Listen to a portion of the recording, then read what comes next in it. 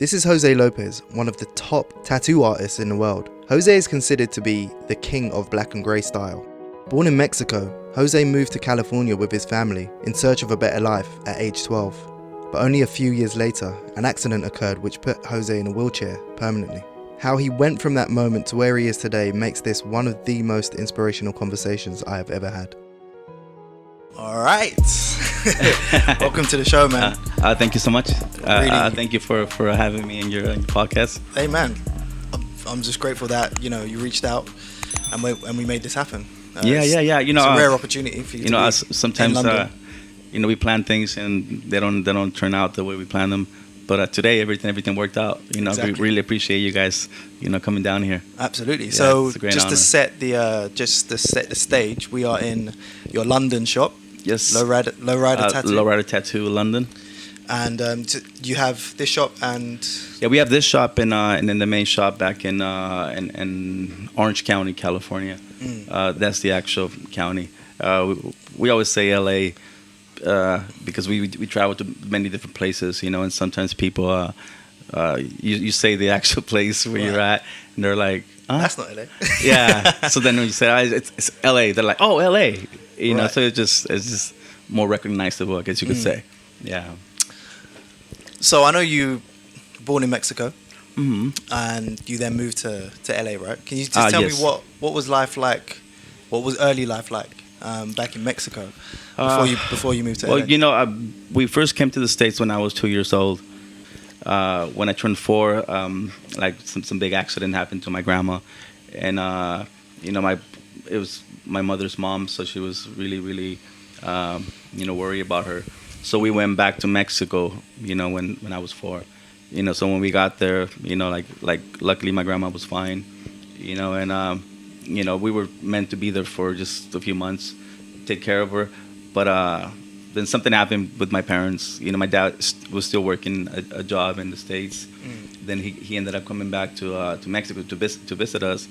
But it turns out he was having little pit stops in other places, when he was coming to Mexico. Yeah. So my mom found out, so got in a fight. So he quit his job and he stayed in Mexico with us. So he started a business there in Mexico. But then he started getting into gambling, and hanging with the wrong people, and he lost all his money. All right. So then they were forced to go back to the States, but this time without us. So we stayed with our grandma. Right. And she raised us basically. Oh, really? It was meant to be temporary, but when my dad went back, to the States with my mom, he got a job and he ended up having an accident and he cut one of his hands. So we got a check, when they first left, and because he got a job right away. And so he had an accident at work? At work, yeah. Wow. So the second letter that came in was with no money and saying there wasn't going to be no more money coming in, because of what had happened. So basically my grandma had to Step up. just find the means to raise us.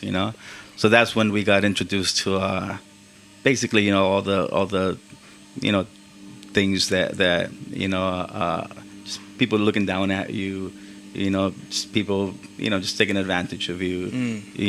I guess just being the in Mexico, kids like this, you see them all over the place, and a lot of times it's the same situations. They don't have parents, whether it's because they're dead or they're not there, or but there's always a parent not there, So this kid's just roaming the streets, and I was one of those kids. I was always, I didn't really think about, or got sad because my parents were not around. I would just go out in the streets and try to find something to do, and I grew up in Mexico for the following 7 years, and when I turned 11 is when finally they couldn't contain me anymore. Yeah. So they had to send me back to the States. All right. Or at least my parents, they were in a better position, so that's when I came to the United States. But living in Mexico was quite hard, just like thinking back of how things were. I was just a kid. What era was it? What decade? That was from I want to say they had the World Cup in Mexico. I remember that. So that was, I think that was 86. Wow. So it was 86. Yeah, I didn't. I remember that. I didn't come to the States till I think it was like like late 89, like early 90s. Oh wow. Yeah, because when I came back to the States, they put me in school, and like to me it was just weird because there was no like Mexican kids there. It was just me and two other guys from Central America. You know, I remember that. I remember we came and they put me in school, and at that time when they put me in school, they were gonna have a field trip, and they were supposed to go to Universal Studios. So my parents they couldn't afford to pay for what it cost to go there. So one of the teachers they paid for my trip. Oh, nice. And that was a fucking scary thing because I'm this little Mexican kid who just came from we're from a small town in Mexico. Like we actually fucking thought King Kong was real, Right. somewhere in the fucking world. That's how kind of remote you were. Yeah. So we go to Universal Studios, and that was one of the biggest attractions, like the King Kong the ride and Jaws, like man, I came back from that trip fucking even more traumatized than I did from coming back from Mexico. It was just weird, but I always had like a type of charisma, the teachers would help me, like when there were certain things that required money, like field trips or this or that, like they always like even for Christmas, like they gave me a gift, Oh, nice. Yeah. So I don't know, it was pretty cool. But yeah, but before that, like growing up in Mexico, it was I mean, I wouldn't say it was horrible because I was with my grandma, and I always credit her for a lot of the things that I believe in. A lot of the things that I feel like without even knowing, she was preparing me for something really bad that was going to happen. In this case, getting in the wheelchair. Yeah. Like understanding, having to live with it. Even forgiving, like the actual person who caused that. You know. Because I was gonna say, from what I've heard you say before, your grandmother really installed survival instincts. Within you. She. In which ways did she do that? I was her little road dog. She always, because it was me and two other brothers, a brother and a sister. Right. Are you the oldest, or? Yeah, I'm the oldest of the family. Yeah, Steven's he's the youngest. I was born January 11th. He was born January 5th. Happy belated birthday. Thank you so much. Yeah. But I was always with my grandma. And in the town where we grew up. Like bad news, they travel faster than anything. So when my dad had that accident, people knew. That was the talk of the town. Yeah. Oh, did you hear what happened to so and so? So when my grandma would go ask for money,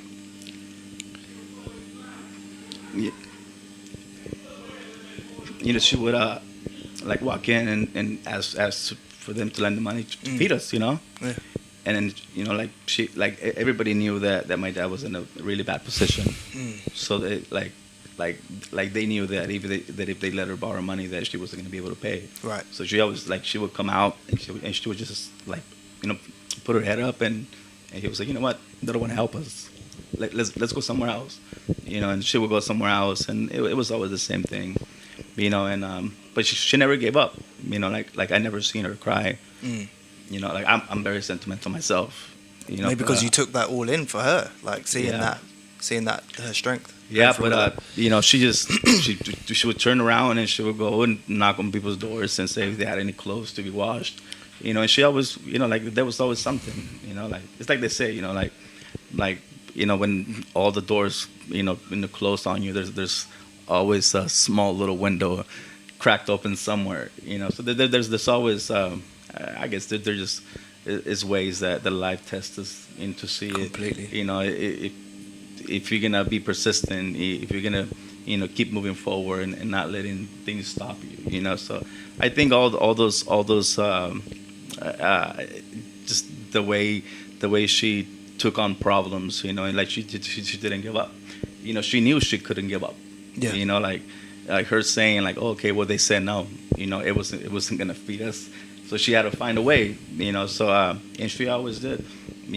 Eventually, she'll make a few bucks, and then she will flip that. Like she'll buy bags of candy and post up in front of our house and sell the candy to the kids. And she will flip the money that she would get. And yeah, for a lot of years, she was the one that it made it work. Wow. Yeah. So yeah, when I got older, as I was getting older, like I used to be out in the streets more. Like she used to go and try to find a way to feed us for the next couple of days. She would leave us with my aunt, and my aunt was the one that was supposed to be in charge of us and cook for us. But she was always more concerned with, going with her friends, and finishing whatever she had to do, like making food for us. And it was basically what got me into wanting to cook. Because she would make food, and she would say, "There you go, like there's your food," and I would try it. And I would say, like, man, this is not good. And she would say, well, if you don't like it, fuck it. Like don't fucking eat, So, like, I had to make a decision, Either I don't eat or I figure something out. So then I would, my little ass, would just get in the kitchen and start moving things and just how would you adding more salt or whatever I had to do to, like, chefing it up. Exactly, yeah. just make something out of whatever was there. And like, so I always connect things, like now I love cooking, so I always even though it was something bad and I could feel anger towards my aunt for treating us that way or not caring for us, but now that I think about that, I say, wow, like because of that, now like I like cooking. The same thing that I mentioned earlier, the story with the Nintendo and getting the straight A's. For a while I hated my dad, and I had this resentment towards him because I thought every other parent was buying their kids everything they needed. I thought everybody's parents like lived in big houses, like that they bought their kids everything that you thought that was the normal thing. But when I started growing up, I realized that, like, man, like at least I had both my parents. I started meeting kids that didn't have both their parents. Or they were divorced, or they had died, or they lived with uncles, or this or that. So it was just. As kids, we never really talked about things like that. No, it's only when you get. I only had in my mind my own image or vision of how everybody lived, But I was very naive, like I said, for a long time. Even now, I like to be naive about things. You find how to make it work for you. Yeah, sometimes people talk about certain things, and I say, like, I'm sorry, what is that? They're like, what? Like, come on, bro. Like, are you serious? And I'm like, no, like. But see, like, even asking those questions before, like, I was embarrassed about it because, like, I would think, well, if I ask, what is that? Then it means, then they're gonna know that I don't know. And if they know that I don't know, then, and I think that's the problem with a lot of people. Like people always like they want, I guess you could say, to pretend. Or to act like they know everything. But if we knew everything, then what else would there be to do?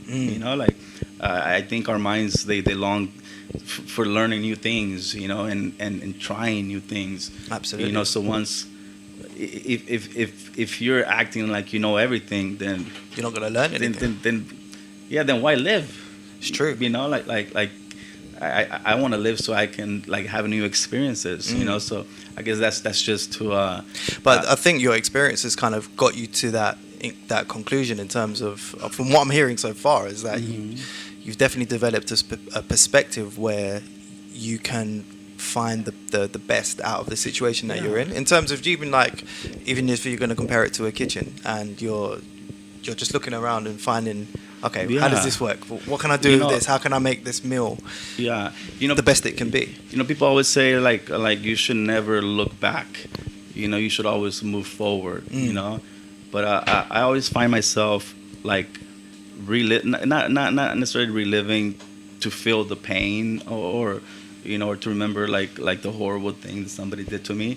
But I always retrace my steps, I always, it's like you're walking through a hallway, and you're so worried about getting to the end on the other side of the hallway, and you're not seeing all this beautiful stuff that's on the walls. So I always go back. Good I always go analogy. back and I retrace my steps, and I'm like, okay, so this happened and then that happened.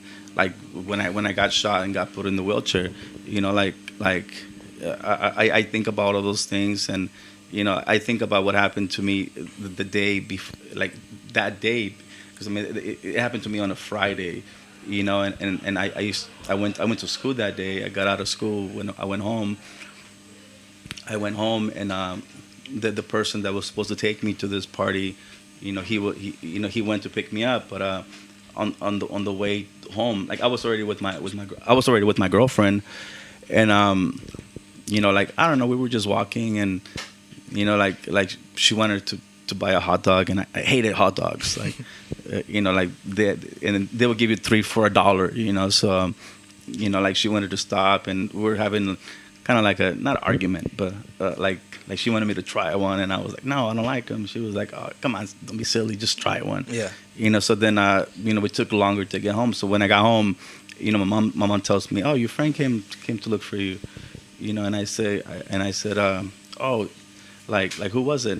And then when she said who it was, I started thinking like, oh, like that was our ride, but I didn't think he was To gonna come the party. to the party. Right. Yeah, so like I wasn't even supposed to go to the party, but then like an idea came to my mind. There was a guy who rented a room from my parents, and he would always tell me that he used to like parties, and he used to love to smoke weed, and this and this and that, and I asked myself, like, what if I ask this guy if he wants to go to this party? So I went and asked him if he wanted to go, and he asked me if there was going to be like beer and girls, and I said, yeah, like like there's going to be all that stuff. And how old are you? I was 15 at the Right. time. Yeah.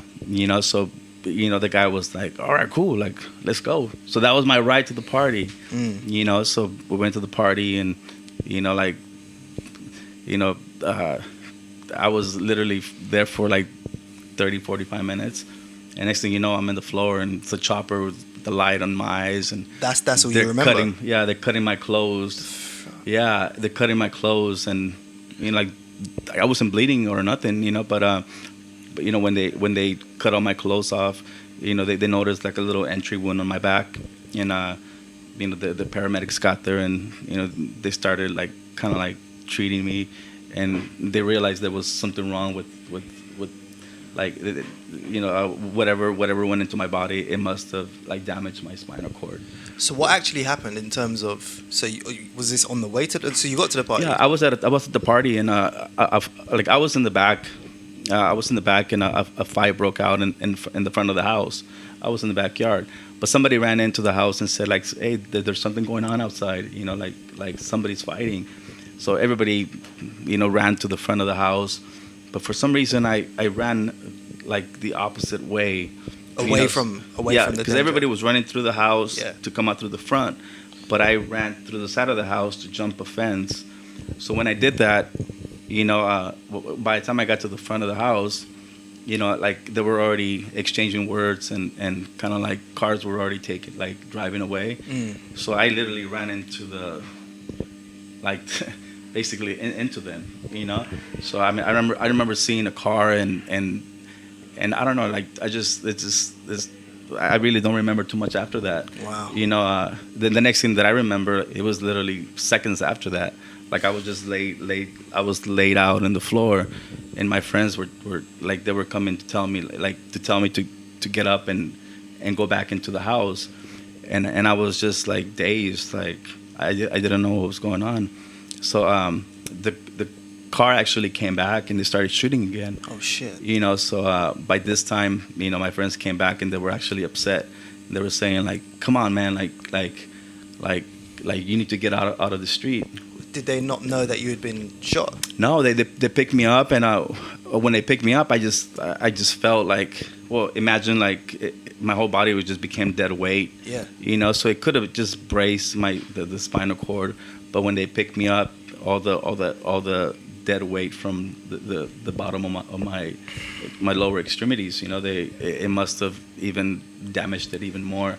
But they didn't know, so they put me in the grass, and we were having a conversation. They were asking me like, "What's wrong with you?" And I was like, "Nothing." And they were telling me, "Come on, don't act stupid." And I was laughing. I was like, "Come on, man! Like I'm not lying. Like I don't like something's weird, Right. Yeah. So the police got there, and like they were asking me questions. They were getting like a whole report from me. Like they're asking for my address and my name and my. This is while you're on the floor. Yeah. So at one point I started coughing. So. Like my friends, they realized that there was something wrong with me. So then the ambulance got there, and when they get there, the first thing they just cut all your clothes off. So I was wearing this jacket it was like the only nice thing that I had. Yeah. And I just seen them with this big scissors, and like I was like, no, like, yeah, of course. not my jacket, like but they didn't care, so they just cut your pants, they cut everything, and I was just there in my boxers, and they turned me around, and they must have seen like a small entry wound, on my back. Wow. Yeah, and sure enough, they started pumping my stomach, and they must have realized there was a lot of internal bleeding. Shit. So they got me in the ambulance and took me to the hospital. And while on the way to the hospital, like at one moment, like I wasn't feeling no pain or anything, and just in a matter of minutes, like I started feeling every single like movement of the ambulance, like the shocks, of the ambulance.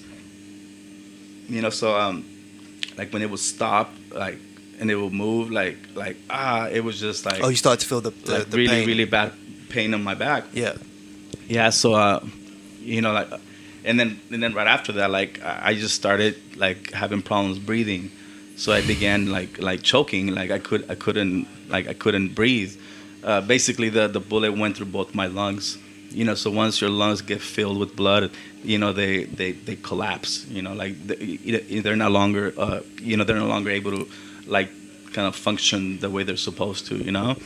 Yeah. So like I started not being able to breathe and kind of choking. So you're in the ambulance, it's really small in there, so there's always like two technicians. Yeah. So they began mobilizing, and like one of the guys is calling the hospital, like telling them to have, like they have a gunshot wound, patient, and then like everybody just going crazy in the back of the ambulance, and they just grabbed me, turned me to the side, and like they started count down on your ribs.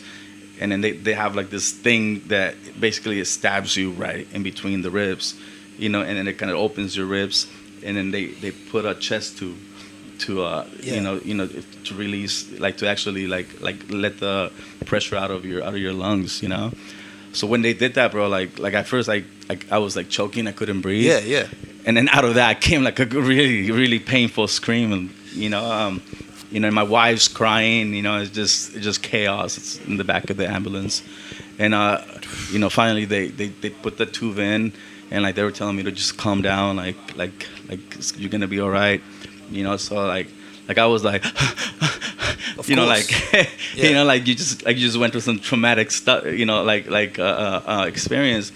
So then they're telling me to be okay, and then they turn me around the other way, and I'm thinking like, not again, and sure enough, like they start counting the ribs down, and then they did it again. So they had to do 2 chest tubes on me. Without anesthetizing.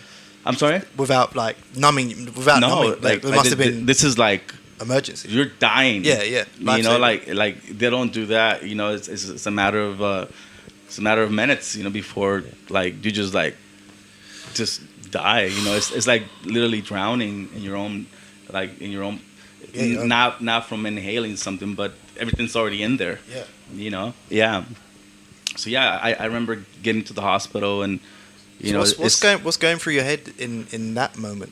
Good, but also happening so quickly. You know, I really wasn't thinking anything. It was just flashes. Yeah. It's flashes. You know, you see chaos, just the setting. You know, of in the ambulance. You know, just everything's positioned. You know, Yeah. and just two technicians in the back. Just if you can imagine two people in the back of a van, like having to move around and maneuver around a table that's in there, you know, and then having to grab things and be treating you, and like being on the phone, like it's just too many things going on at once.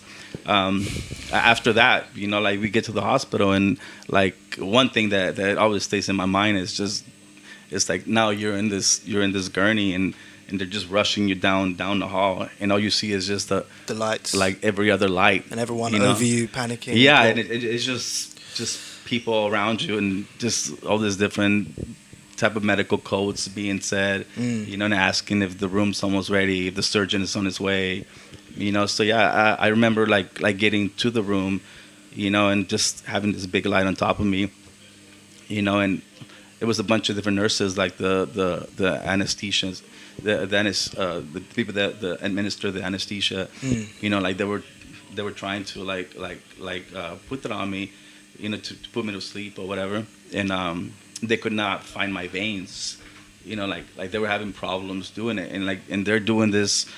It's like a rush thing, it has to be done quick, it's not like they have all the time in the world to take their time and this and this and that. So at one point I was getting tired, like I was just like all right, like like this is where I'm just gonna just call it quits, you know. And I remember like just like almost like kind of like wanting to go to sleep. Wow. And then they looked at me and they were like, no, like don't, like just stay with us. Yeah. So I remember one of the ladies came from behind me, and she literally like grabbed my eyes and she just opened it, and like, so I was there, and so basically the whole time they were waiting for my parents to get there, but I mean it took them a little while to get to the hospital, so basically they had to like basically intervene, and just like go in, because you're a minor. I was only 15 years old. Yeah. So the next thing I know, I must have passed out, when they began to, they really literally had to open me up, so I still remember the bubbling sound, like, because then your body is pressurized, like once the scalpel opens you up, it's just like it's like all this air just rushes inside your body. It was a weird feling. That was the last thing that I remember. And when I woke up, I opened my eyes, and like they went and called my family, and they said like, yeah, he woke up. And how long was you out for? I think I was in surgery for like 7 to 8 hours. I didn't wake up till like 9, 8 in the like 8, 9 in the morning, and when I woke up, I will open my eyes for like seconds at a time, and I remember like they must have gone and called my family, but I saw 3 bodies like in a blur in the door, like they came in, but I mean like from all the different all the medications they put on you. Now you have chest tubes, you got nose going through your nose. I had a tube going through my stomach, draining like all the blood out. They still had the bloody clothes on the side, I guess from the surgery. So like that was when I had just woken up. So when my family came, the first sight of, I mean, like I didn't even recognize me. I was just really swollen and everything. So when they saw me, I just saw a blur. So I saw 3 people, which it was my wife, my mom, and my dad, and then one of them just dropped. So and then I could just keep my eyes open just for seconds at a time, and when I woke up again, like my mom and my dad were next to me. And like I started looking around, and then in my mind, like I was worried that like I knew something had happened, but I didn't know how bad it was, like back at the party, the whole shooting and all. So I was like, I couldn't speak, so I was with my eyes, I was like acting up, like moving, and there was, so they knew I was asking for my wife, for my girlfriend at the time, and they were telling me like, oh, it's fine, like Karina's fine. So when they told me that, instead of me being okay, I was like, well, what do you mean she's fine? Like why would anything be wrong with her? Right. But when she came and saw me, she was the one that fainted, so she actually got admitted into the hospital. Oh, crap. Yeah, and they found out that she was pregnant.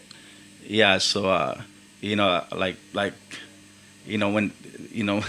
when my mom came, like she was telling me like, oh, like it's gonna be okay, don't worry, like yeah, you're shot, and like they're saying that they don't know what's gonna happen, like with your legs, and like I was just, all these things was just going through my mind, and I guess to make me feel better, my mom said like, yeah, but don't worry, like but you're gonna be a dad too. So I mean, it was a good thing, but I was like, fuck, like you're saying I'm gonna be able to fucking walk, and now you're saying I'm gonna be, now I gotta raise a child as well, like I didn't know if to be thankful, like, I mean, of course I was thankful and I was happy, but I was like man, like, well, it's all that information. Anybody want to fucking just like poke one of my eyes out too, like, yeah. Like tie a hand behind my fucking back, like, it's just one of those things. I always like to use comedy, of course, with everything, I think I'm a very serious person, but with everything, and I'm always, people always say like, oh, come on, be serious. Like, no, I'm super serious, but I think just, like just grieving or just being, depressed, or being sad, or without having a little bit of, of comedy, a little bit of I think laughter heals people. It does, man. It heals grieving. It does. And all different types of occasions. When I argue, I don't like arguing, but when we get into it with my wife, like I'm like, all right, like it's enough, and she's just like, nah. So you say something funny, and then it's so funny that they're like fuck you, and like, but then they start laughing, and then something magical happens, It and breaks it's the like, ice. yeah, so Breaks the so ice, like, man. like knowing these things, it's like that's all you gotta do, sometimes, So, like. I know it's like weird to ask, but so your life has changed completely within the 24 hours in terms of your own physical state, but also your family as well, like having a baby. Now, when they took the tubes out, like I couldn't wait to talk to my wife, to my girlfriend at the time, and tell her, what, just like do your thing, just go on, like I didn't want to be an inconvenience to her. I knew how. I mean, I couldn't even imagine, but I imagined it was gonna be bad. I didn't know what sort of things we were gonna go through. Once I got out of the intensive care, they had to put me on this bed that went in circles, like, and it would stop and it would come back around. Which they use that, if you're like a long-term patient that's going to be in a bed. Is that to what? They use that to relieve the pressure from, right. So you don't get sores, from slaying or pneumonia, which is, I mean, like it was one of the biggest killers. You go to the hospital for something minor, and then you're in there, and then next thing they're saying you die. You're like, well, what happened to him? Oh, he got pneumonia. And you're like, he has like a mild fever. Like what do you mean? That, but that's something that is, it's like a complication. That's right. So yeah, so this bed, it that's what it did. So I was strapped down, and like every 3 hours they would come and give me like pain medication. So like that's when I started to kind of like realize like what the fuck was going on. because like different people would go see me, and I could hear conversations because like I'd be in a lot of pain, and they would give me the morphine shots, and it's funny because I don't feel my legs, but I will feel my toes just falling, it's like they were like just numbing up, and it would just go up my legs, and all the way to my brain, and then by then I'll go out like the pain medication. Oh wow. Okay. Yeah, so it was strange, but like I was like I wouldn't be asleep, and then I would just hear conversations. I would hear conversations about, like people saying like yo, like, so what happened? Like, oh, like he got shot, and then they would say like, oh, so what are they saying? They'd be like, I don't know, bro, like, they're saying that he's not gonna be able to walk anymore. So then like, so you're hearing that while you're you're asleep, but you're not. Yeah, like I'm hearing these conversations, and like they're talking about like, oh man, like then that's the first time I heard, what was gonna happen to me, or what was gonna become of me. They were like, oh man, like, oh, then he's fucked, like he's not gonna be able to do anything, like what is he gonna do, like, like is he just gonna be in like they were gonna just put me in my mom's basement or something. Right.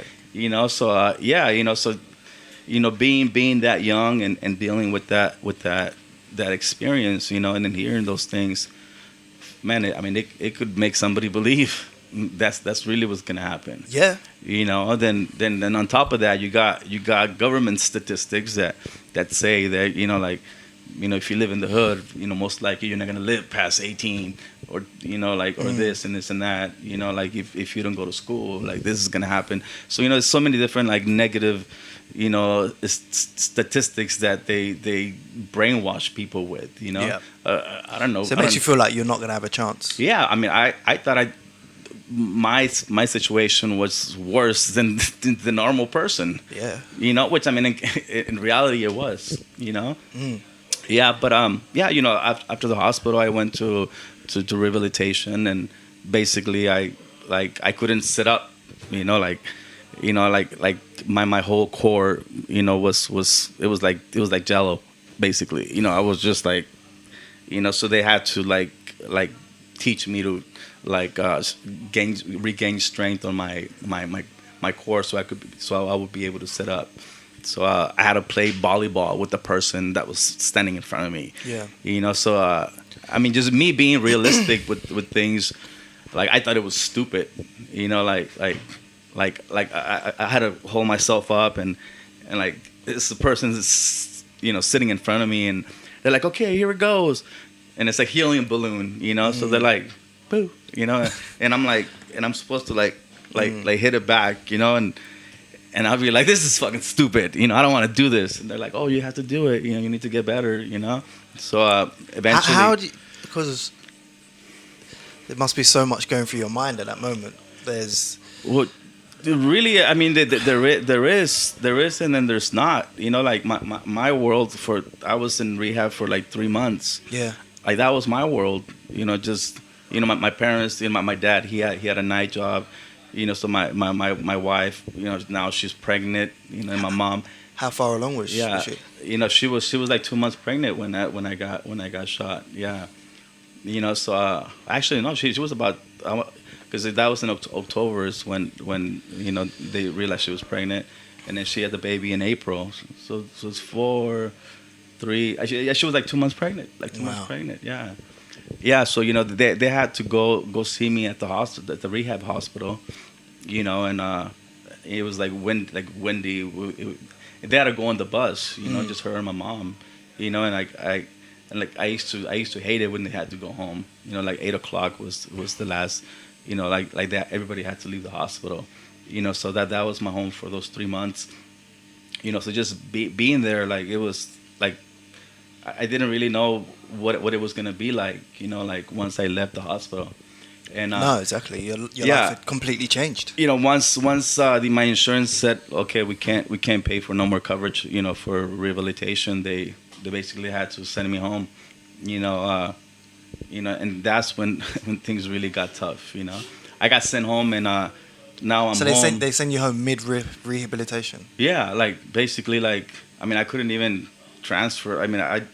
there's so many things, like going to the restroom, like, because when you need something and all you got to do is just pull a little bell, Yeah. and somebody comes and assists you, Yeah. like you feel like, okay, well, I might be in a bad situation, but at least, like anything I need is there, but once there's no more little bell to pull for somebody to come and help you and do things for you, I mean, it's a lot different, and even in being while I was in rehabilitation, it was just like humiliating, like they have to literally like bathe you, and this is a funny thing, like I would always say, like there's a lot of Filipino like people that are like in the nursing business, and so it's a lot of older ladies, whatever, so when they used to like come and do certain things, like it's like you see them as nurses, but then you get this pretty like girl, who's young and like she's a registered nurse or whatever, and then she comes and then she has to do these things. You're like, whoa, like what the fuck? Like I gotta get naked, like right. And then I don't know, just the whole thought of like you're just sitting there and they have to bathe you, like it really makes you feel really really bad about yourself, like you feel helpless, but at the same time it teaches you humility. Yeah, you mentioned is, that about yeah, that being in that situation, giving you humility and kind of taking away your ego. Yeah, yeah, as well. Yeah, so it was certain experiences that were difficult. When I went home, now it was a whole another world. And my mom had 5 other kids to look after. Now I'm in my room. And that's when my friends would say like, oh, like fuck, you just gonna be in this room, to the locked away. Off. Like because I wasn't gonna be able to take care of myself and stuff like that. So the first thing we thought about was for my girlfriend to, keep going to school and learn a trade. Yeah. So she was doing that and I would stay home. So a lot of times I would try to do things and I would fall out of my wheelchair and you start to like look for people to blame, and that's what I was gonna ask. You start to become angry and just damn people, and you start questioning God and why you why and me, this yeah. and this and that. Yeah, so like that happened for a few months. Because I suppose that would, as your physical body is healing, then the mental side kind of catches up, and it's like how do you deal and accept? Yeah, so it was like that was probably the hardest thing. How did you kind of get through that? Like I said, whenever I go back and I think of at what point did certain things happen. So basically, like this is like February now, like 2 months after I got out of the rehab hospital, but we had to go to the social services, to establish the paternity for my daughter. Like she was gonna be born soon. Yeah. So we went and they gave us welfare. So we used to get, I think it was like $329 a month. Like for us to survive. So just to go through that, bro, it's a pain in the ass. Like people like that service is basically giving them a job. So you go and you apply for it, and I guess if you qualify for it, then you qualify. Is there to help you, but the way people that work to treat you, like they treat you like you're fucking trash. You know? Yeah. So yeah, we went through that, and like I was just lost in my own world, hating myself, hating the situation that I was in. Hating the person who'd done it to me. Now these people are just being mean to you, and so I was just angry. So we went and did that, and eventually the welfare kicked in. Then my daughter was born, So we had to go back, like and talk to this lady about the whole paternity of our kid. And since we were minors, we had to like go through this class where they would teach us how to like it's kind of like good parenting, Right. advice. So we had to go for that. So we went and we went and met up with the lady that was gonna be doing the whole introduction and making us the lady that was gonna have us fill up the paperwork, and we went into this office, and like when I got out of the hospital, my insurance didn't want to cover nothing anymore, so they gave me like a rental, like this big grandpa wheelchair rental. I had to pay $40 a month for that. You had to pay for your own wheelchair. Yeah, it was the rental. It was a really bad. I got a picture of that wheelchair. My mom, like she always put us in front of the house and in front of the flowers or a tree, and she always wanted to take pictures of us. Yeah.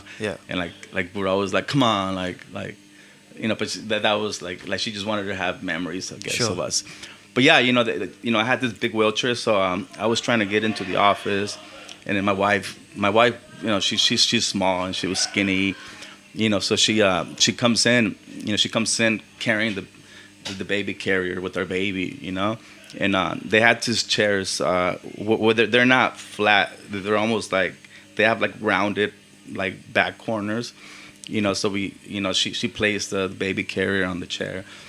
So we sat there, and the lady like she was gonna talk to us about what we were there for, but she was just looking at me, and she started asking me questions like what happened to you, and like I used to, like, I was really bad at having conversations with people, and like I was upset, and I used to get very very very emotional when anybody would ask questions about what happened to me, because then I had to explain. For sure. I got shot. Relive it.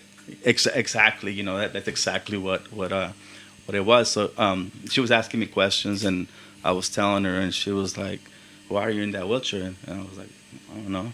Like that was the typical conversation. Like, yeah, no, Yeah.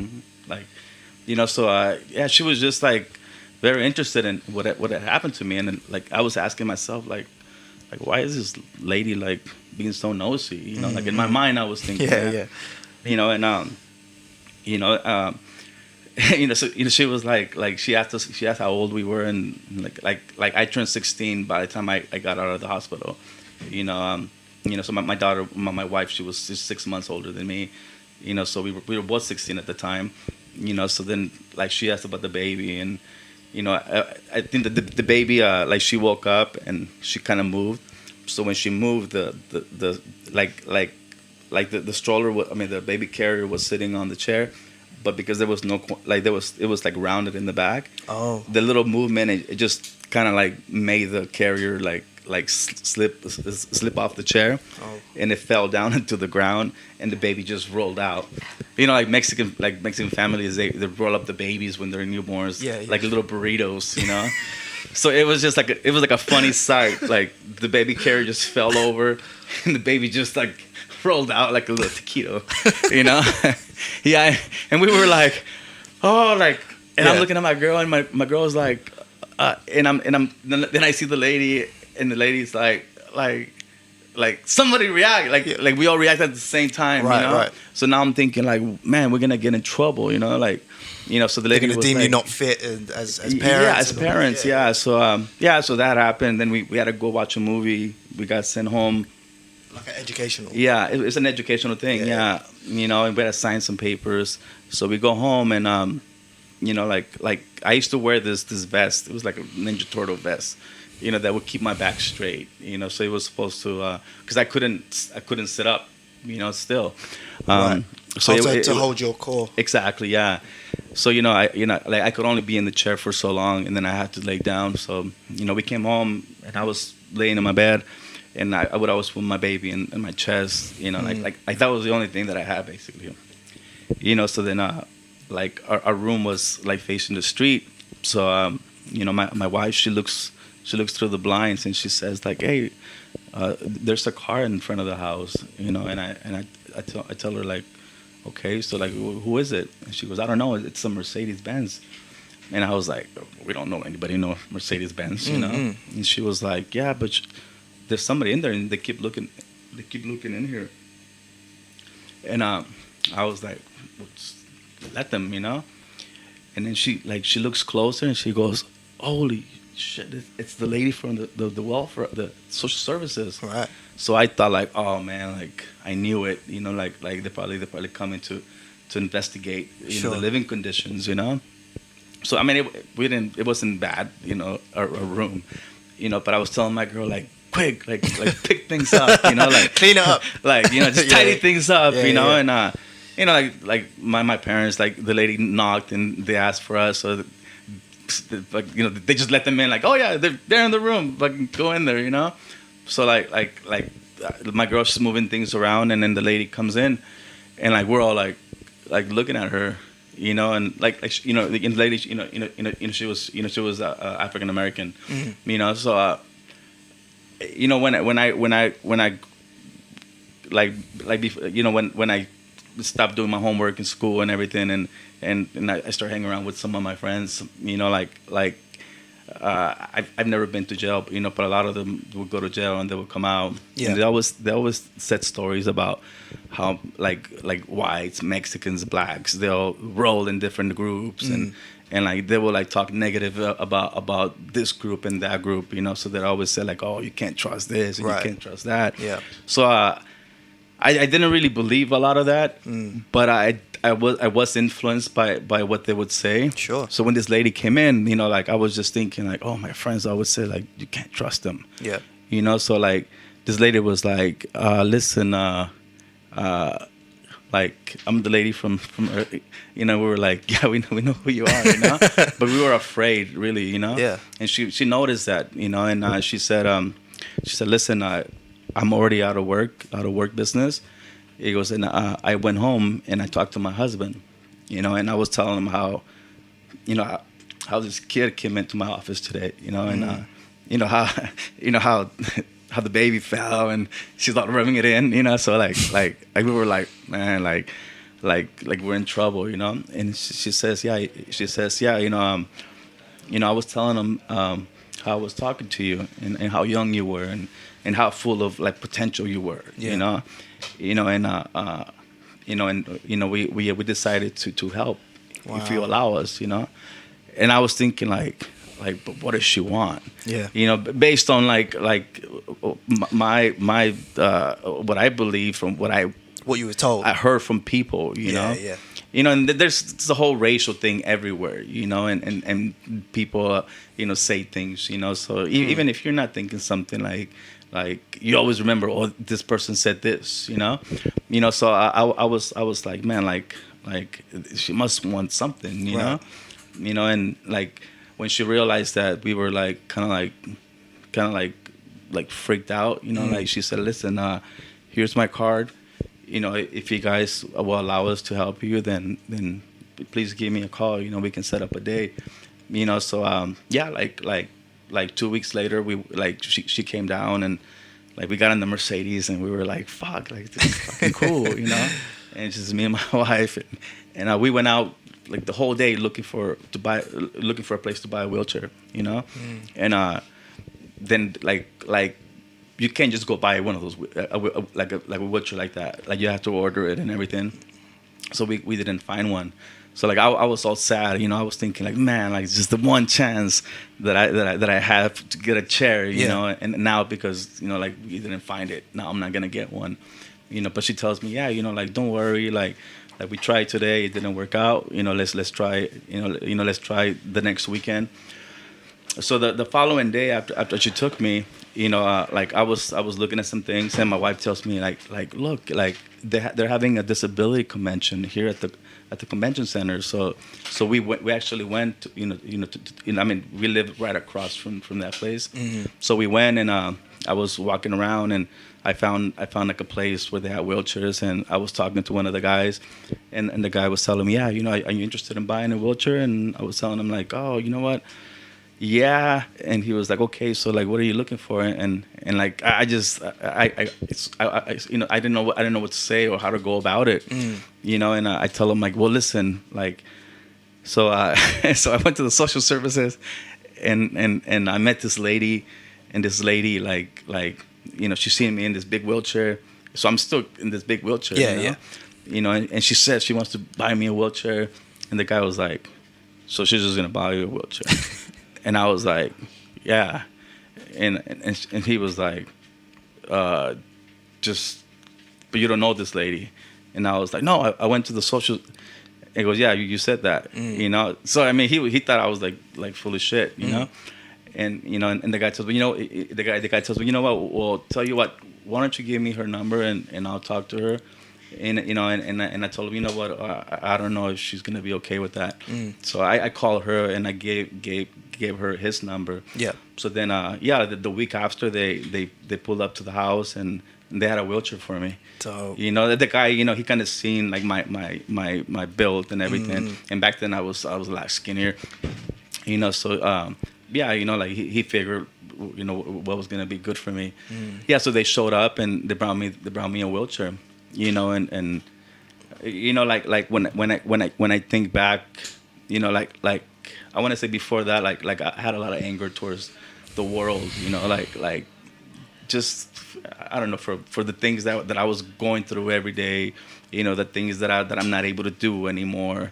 things You that were know, taken away from you. Yeah, exactly. You know, yeah. So you know, like when that happened, bro, that really changed my perspective on the world. Like it made me realize that there is good bad people. There is evil, but there's also good people around. You know, so I want to say like 15 years later, a guy came into. By now, I have the second shop that I opened. It's like the upgraded version, you know, and I'm doing great. You know, I completely lost touch with the lady. Her name is Robin Van. You know, and this guy Thank you, comes in. Yeah, this guy comes into the shop to sell me some advertisement for this magazine. You know, this guy in a suit comes in. You know, it's like really professional. He's sitting there talking to me.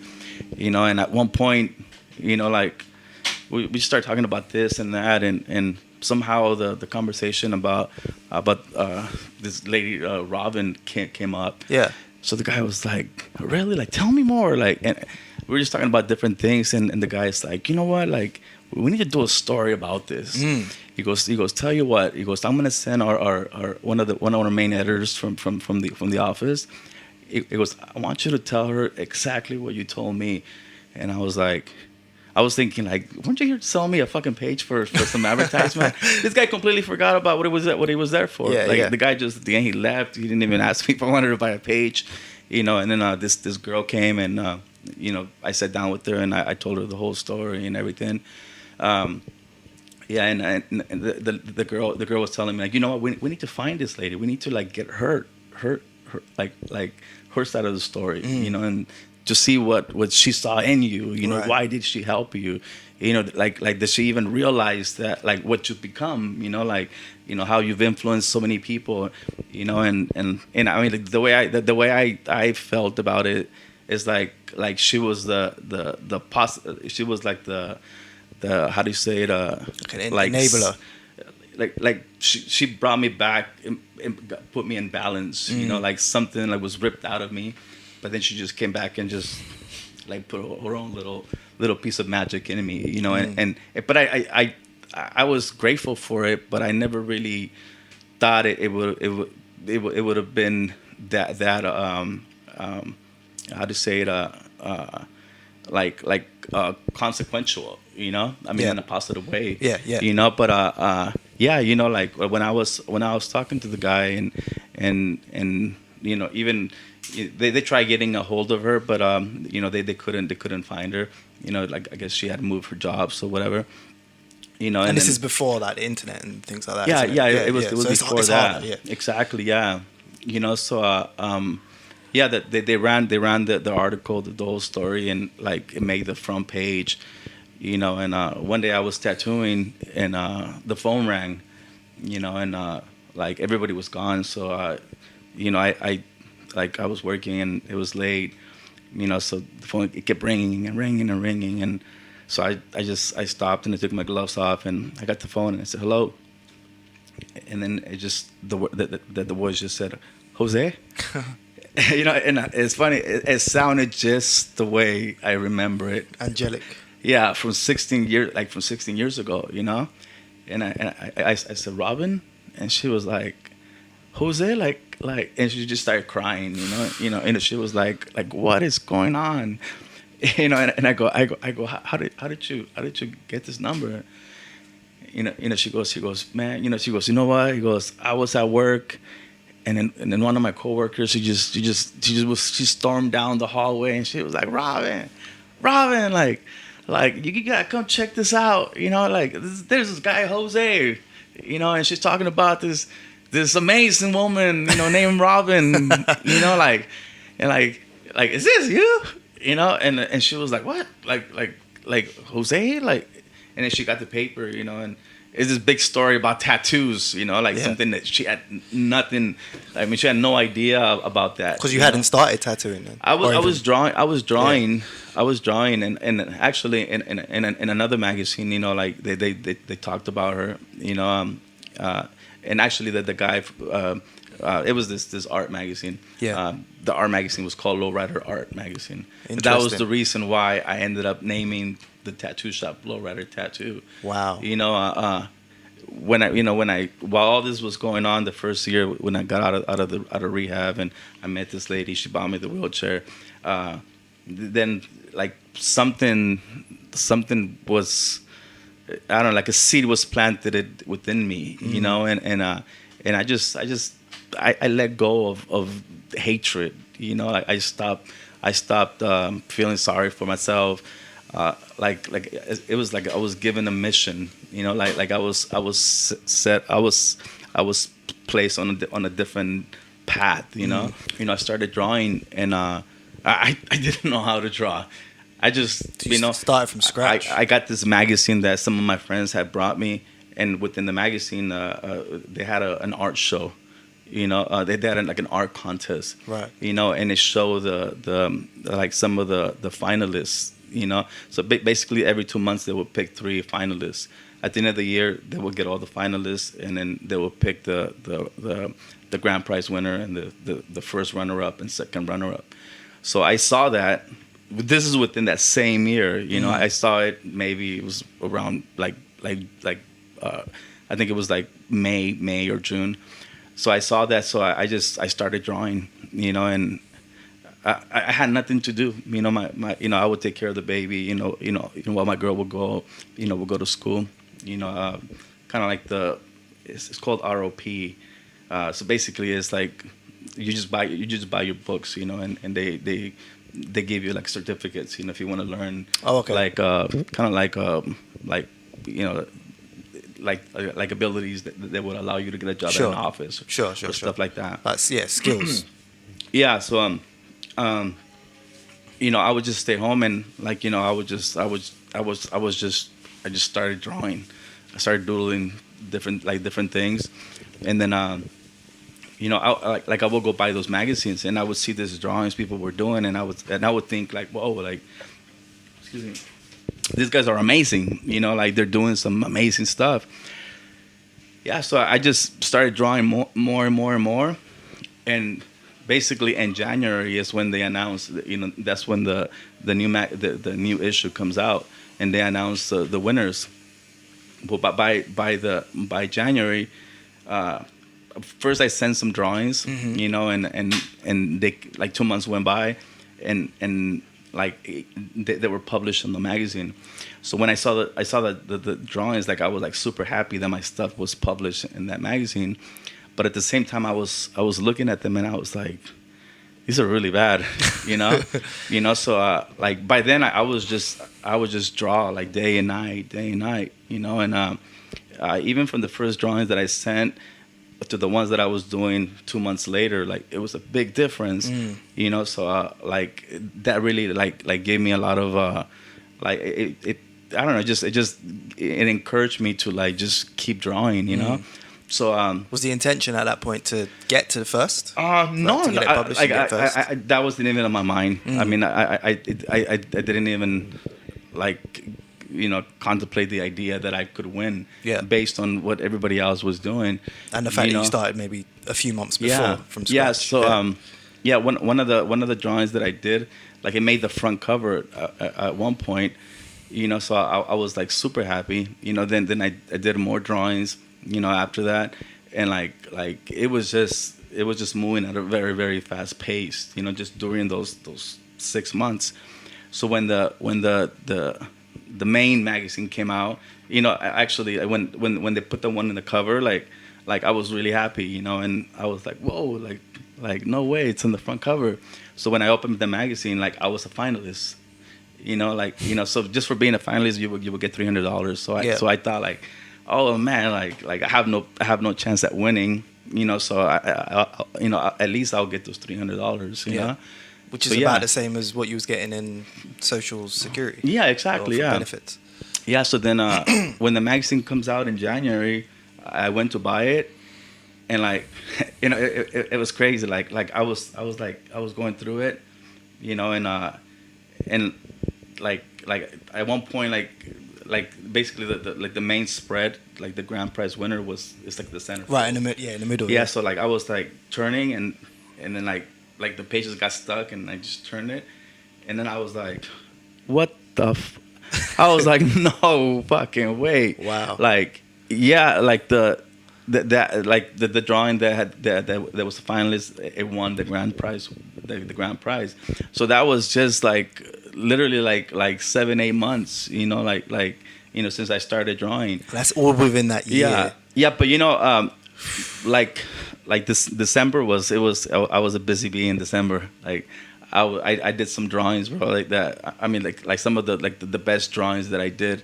I mean, in that time, like you could not recognize it from the start, from what I did in the beginning. Which is like May, June time. So I think they picked that one, not necessarily because it was the best one, but I think they seen something themselves. They were like, wait a minute, like what is going on here? Look at this, and then look at what it's doing now, and they contacted me, and I became good friends with the editor. It was this guy Armando Avila. He calls me and tells me like, Jose, like hey, it's nice to finally talk to you, and which it was crazy because like the guy tells me, yeah, I'm gonna need your social security number, and I was like, okay, so I went and told my mom, so I won this. I mean, I won this contest, and my mom and my dad, like, they were always. My mom was, she was she was encouraging, but my dad, he was always like you're wasting your time, he was always working on his car, like he didn't know how to do. He wasn't a mechanic, but it was like that's every typical Mexican dad, like he's just fucking working in the car, and you're like, what are you doing? Like they're just fucking just poking things, just yeah, like and like he would always like I would come and like show him some of the drawings, and he'd be like you're wasting your time, like you should come over here and learn how to fix cars. Yeah. And I was thinking, well, like you don't even know how to fix the car. Like what the fuck am I gonna learn? Yeah, but my mom, she was always encouraging, So yeah, so I told my mom about my social security number, and my mom tells me like you don't have one, like because I was the only one that was born in Mexico.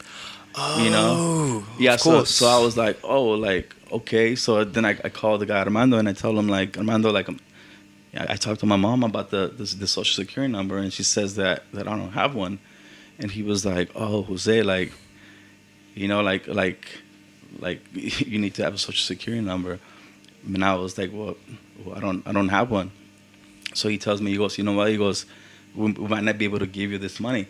So it was $300 plus $2,500 for the grand prize. No way. So for me, I was like, it felt like I won the lottery. I was like, whoa! And not only that, but just the impact that, like, just having yourself, win the contest, like, which I thought it was impossible, you know.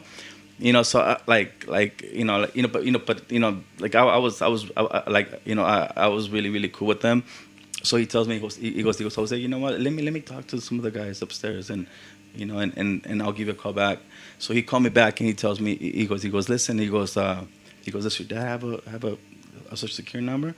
And I go, I think so. So I went and asked my dad, and he was like, yeah, like I have one. So I told him that he did, and he goes, you know what? Well, listen, like what we could do is just like we can't do this ever again. He goes, but like we can put the check on his name, so that they pay me the money. Oh, nice. So when I won that contest, like it really kind of just made me feel like invincible. Like man, like if this happened, then I can do anything else. So I just kept drawing more and more and more. And like these guys, like they used to love it, like they would come and they were like Jose, like you know what, like thank you so much for for your for your what do you say, for your participation. Yeah. For your for your input, for everything that you send, for the magazine. We just want to tell you, everybody, like when we see the big yellow envelopes, like we know, like, oh, that's Jose, like and we can't wait to open them. And when we open them, like we're just amazed, So for the next 3 years, I won the contest, like 3 years, like actually 2 years in a row, I won the contest. Dope. And then the guy Armando called me and told me, like, listen, we're not gonna be able to like you can't be winning this contest all the time. Yeah. So basically, for that time, I'm living at my mom's, and I was relying on that. Yeah, of course. I was like, oh, just, that was like my Christmas check. Like I'll win it for sure. Right. Which that was making me like try harder in case somebody would come and draw so something. On your game. Yeah, exactly. Yeah, so when they told me that I couldn't do that, I still did a drawing and I sent it in, but I sent it with my wife's brother's name, So I told him that I would give him a cut, yeah, yeah. So like, they knew that it was me, But so I got a second place, So then I figured like, okay, like now I think I might be abusing this, Yeah, so. Yeah, and that was the last time that I won that contest. But around the same time, they actually, like, I had sent so much work that they did a story, on that magazine, which where I also mentioned the Lady Robin man, so that's where the whole shop comes from, when I opened the shop, I didn't know what to name it, so I figured like, well, that's how I started drawing because of that magazine. Yeah. Then might as well call it Lowrider Tattoo, So when people always mention the shop, they always say like so what does Lowrider mean? And to me, like it was one of the I like to believe in omens. It's one of the things that it was given to me by a friend just for reading material. While I was in the hospital. And I didn't even really care about it, But then when I was at home, I had more time, I didn't know what to do, and one day I just picked it up and I opened it, and I was like, like that would be pretty amazing winning that contest, And this is the same the following year, I win the contest, So that is incredible. I kind of cut you when you was talking about the phone call with Robin. And. So what was her reaction? Like she saw everything in the article. Yeah, she everything that you'd achieved up to that point. Yeah, she like she didn't know what to say. Like she didn't know what was going on. She was saying, Jose, like what is going on?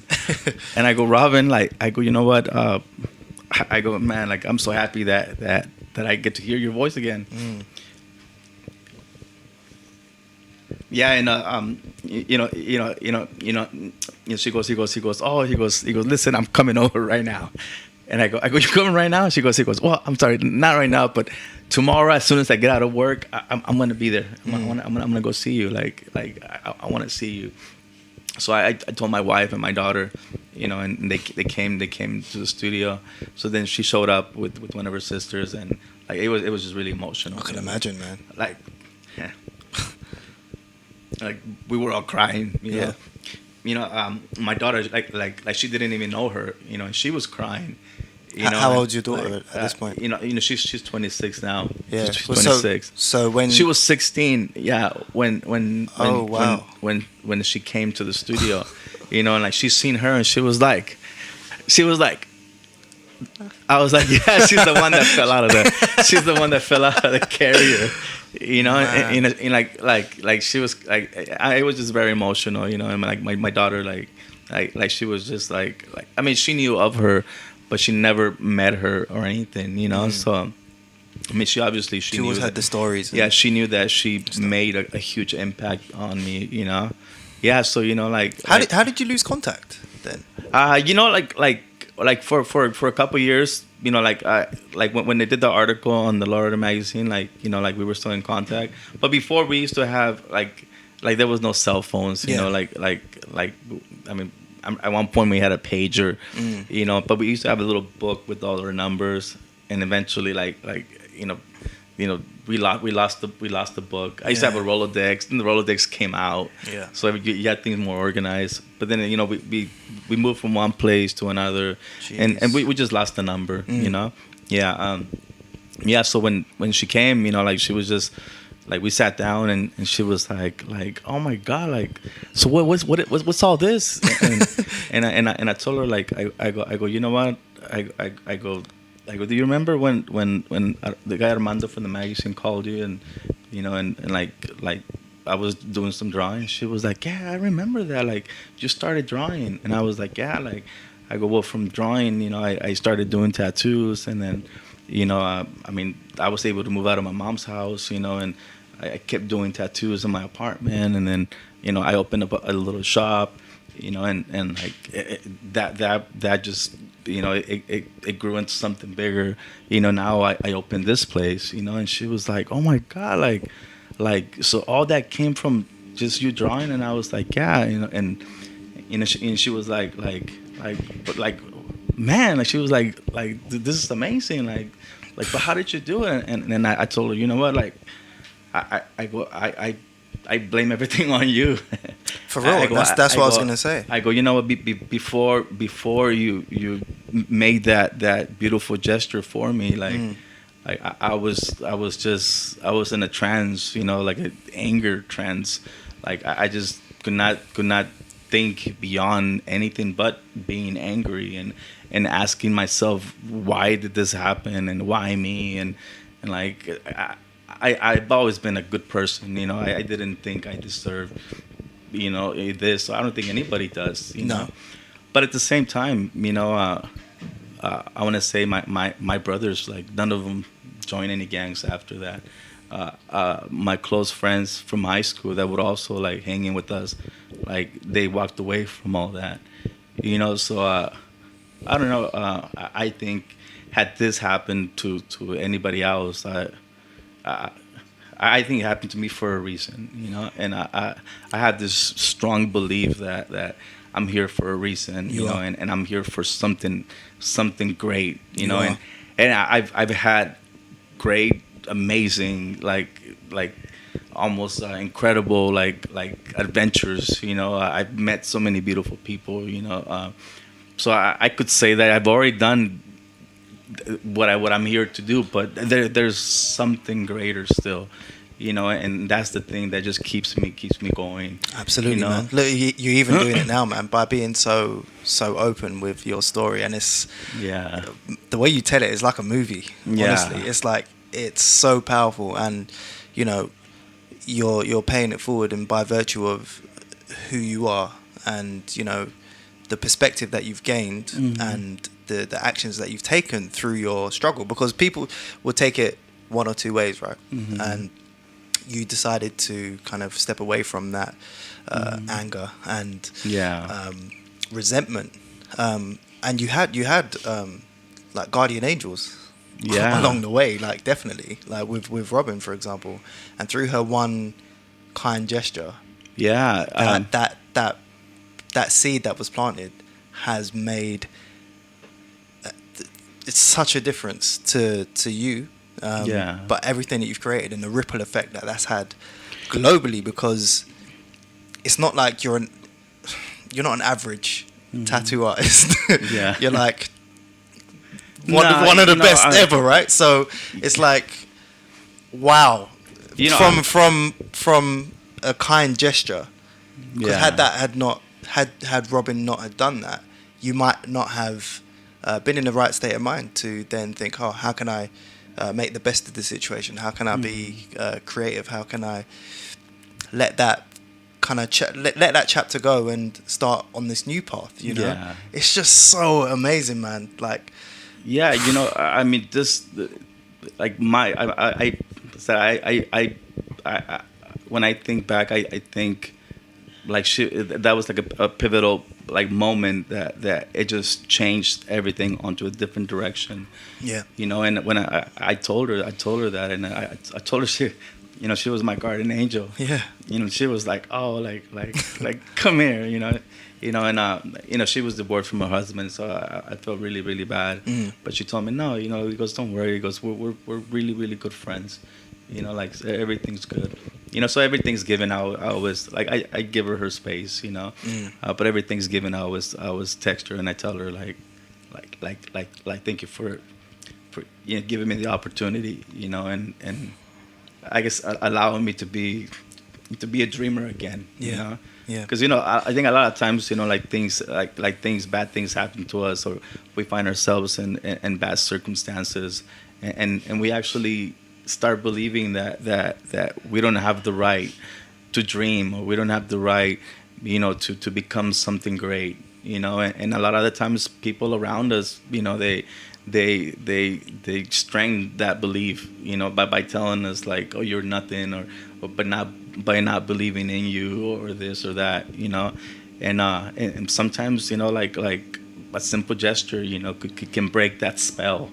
you know, and I think that's the perfect way of explaining it, you know. She did something from the kindness of her heart, and she just broke this evil spell that was casted on me, you know, in the shape in the form of a wheelchair, Yeah. you know. Yeah, but you know, like I said, and I didn't realize that, you know, and you know, sometimes, you know, different things happen to you, and to me, I mean, so many beautiful things have happened along the way, you know, that I'm very, very grateful for, you know, that it made me forget about being in the wheelchair, you know, which it came with consequences, you know, the fact that after getting out of the hospital and being blessed with the child, and you know, meeting this lady, and her changing my whole outlook on life and on people, you know, it made me forget about being in a wheelchair, you know, but that was something that ended up coming back to haunt me, you know, because the fact that I never dealt with myself being Right. in a wheelchair, you know, I want to say when the last recession happened, 2007, 2008, Yeah. it's the first time that I came to London in '08. You know, I mean, things were great. You know, like then the recession happened, and you know, we lost two of our homes. You know, and at the same time, I found myself asking myself like what the fuck am I doing? Like I realized that I was it was almost as if they had just put me in the wheelchair, you know, That's when it really hit that's you. when it really hit me, bro. Yeah, Did you feel helpless at that moment, or yeah. I didn't feel, you know, like I just felt like a big void in me, you know, like that you like lost everything? yeah, like what does it matter to you know, I mean, by then I had won hundreds of awards in tattoos, you know, what does it matter to win an award, to be acknowledged, to make money, you know, to travel, like all the things that people dream about, Yeah. like of accomplishing, you know. To me, it just didn't mean anything anymore, you know, like. So I started drinking, you know. I started drinking, you know. I started doing drugs, you know, and I just started numbing myself, you know, like, and I was still able to function, you know. I would go to work, But I was just dealing with it myself, or at least I thought that's what it was. I thought, okay, well, if I just like, mourn, and go through this on my own private, and as long as I do what I'm supposed to do, then everything will be okay. But nah, like I was. Did you know what you were mourning at that moment, or was it? It was, It like appear as it's the recession and all of these stressful things are happening, and it brings up those feelings, or it wasn't so much those things. I think that just it awakened, what was always there, what I never faced, what I never dealt with, that part of me that was in a wheelchair. Like I was so occupied by all this amazing things happening. They're like, oh, look what I got now. Oh, look, like now this has happened to me, and all these great things are happening. Like I mean, all of that is part of like why I'm here now. Like because you gained all of these abilities. Yeah. So like I said, I mean, like the only thing that I never dealt with was with myself. To come to terms with myself that I'm okay being in the wheelchair. That like I I mean I like to be how do you say, straightforward. And with myself. Sure. And, like, tell yourself the hard there's truths. a lot of things that I can't do. Like I cannot have sex like a regular man.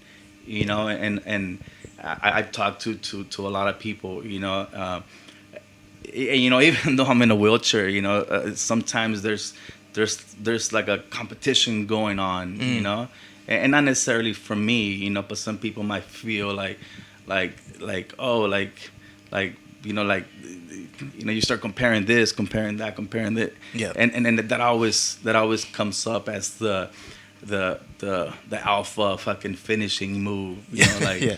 like, oh, but I can do this to a girl, like and a lot of times they say indirectly, Yeah. and that can be something that can make a person feel like it's like fucking getting shot and put in a fucking wheelchair again, Brings it right back. And for a long time, I mean, like not there's a few people that do that, but I mean, a lot of times people are kind enough not to go there, But And some people don't realize just that they're because even women, you meet girls and they ask questions, and like they enjoy the conversation, and like they're cool with you, and then they start like, oh, so you have kids, like, oh, like, they start asking, Yeah. they want to go there, and like I said, I mean, me being shy of talking back in the day, before when when we start talking about like just being shy and not talking, because of the stuttering problem. Like now, imagine like me, like how I would feel about like even going into that conversation. Of course. Even now that I'm talking about this is probably the only time publicly that I've talked about this, But I feel, like what we said earlier, when you're honest, when you talk about the things that you're afraid of, the things that haunt you, a lot of times people don't talk about these things because they don't want people to use that against them. They always think, but I think the opposite. I think this it liberates you. It makes you stronger.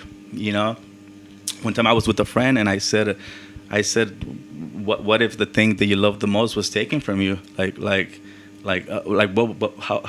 How would you look at life? Yeah. And he was like you mean like my daughter? I was like is that what you think you love the most? And he was like, well, what else would I love more than that? And I go, well, just think of how you are. Think of your character. Think of the things that you talk about the most. Like, what comes after your daughter? Yeah. And he was like, oh, I go, what if that was taken from you? Like, would you still be the confident person? Right. Would you still be like and I was just saying that to illustrate, like, when you judge me, when you look at me and you see how I act, how I carry myself, how happy I am.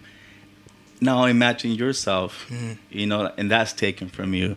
Would you still be the confident person that you are right now in front of me? Yeah. And he was like, you know what? He was like, I get it. Like, he was like, my fucking man, Respect. I go, and I'm not saying that to wish you anything, but it's just to illustrate how difficult it is for to have to live like this, and it's not that I'm living in pain, I've learned to love myself, and that's what I mean by like coming to terms with myself. You cannot say you love yourself if you're still doing certain things, or if things are still causing you pain. You cannot move forward unless you let go of certain things. If you're carrying this big box on your back, it makes it very difficult to go through life. I heard this motivational speaker one time, and she talked about why doors were as narrow as they are.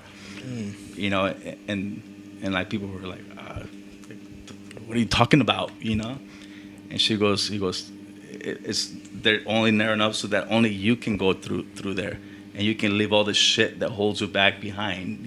Wow. So she used the analogy.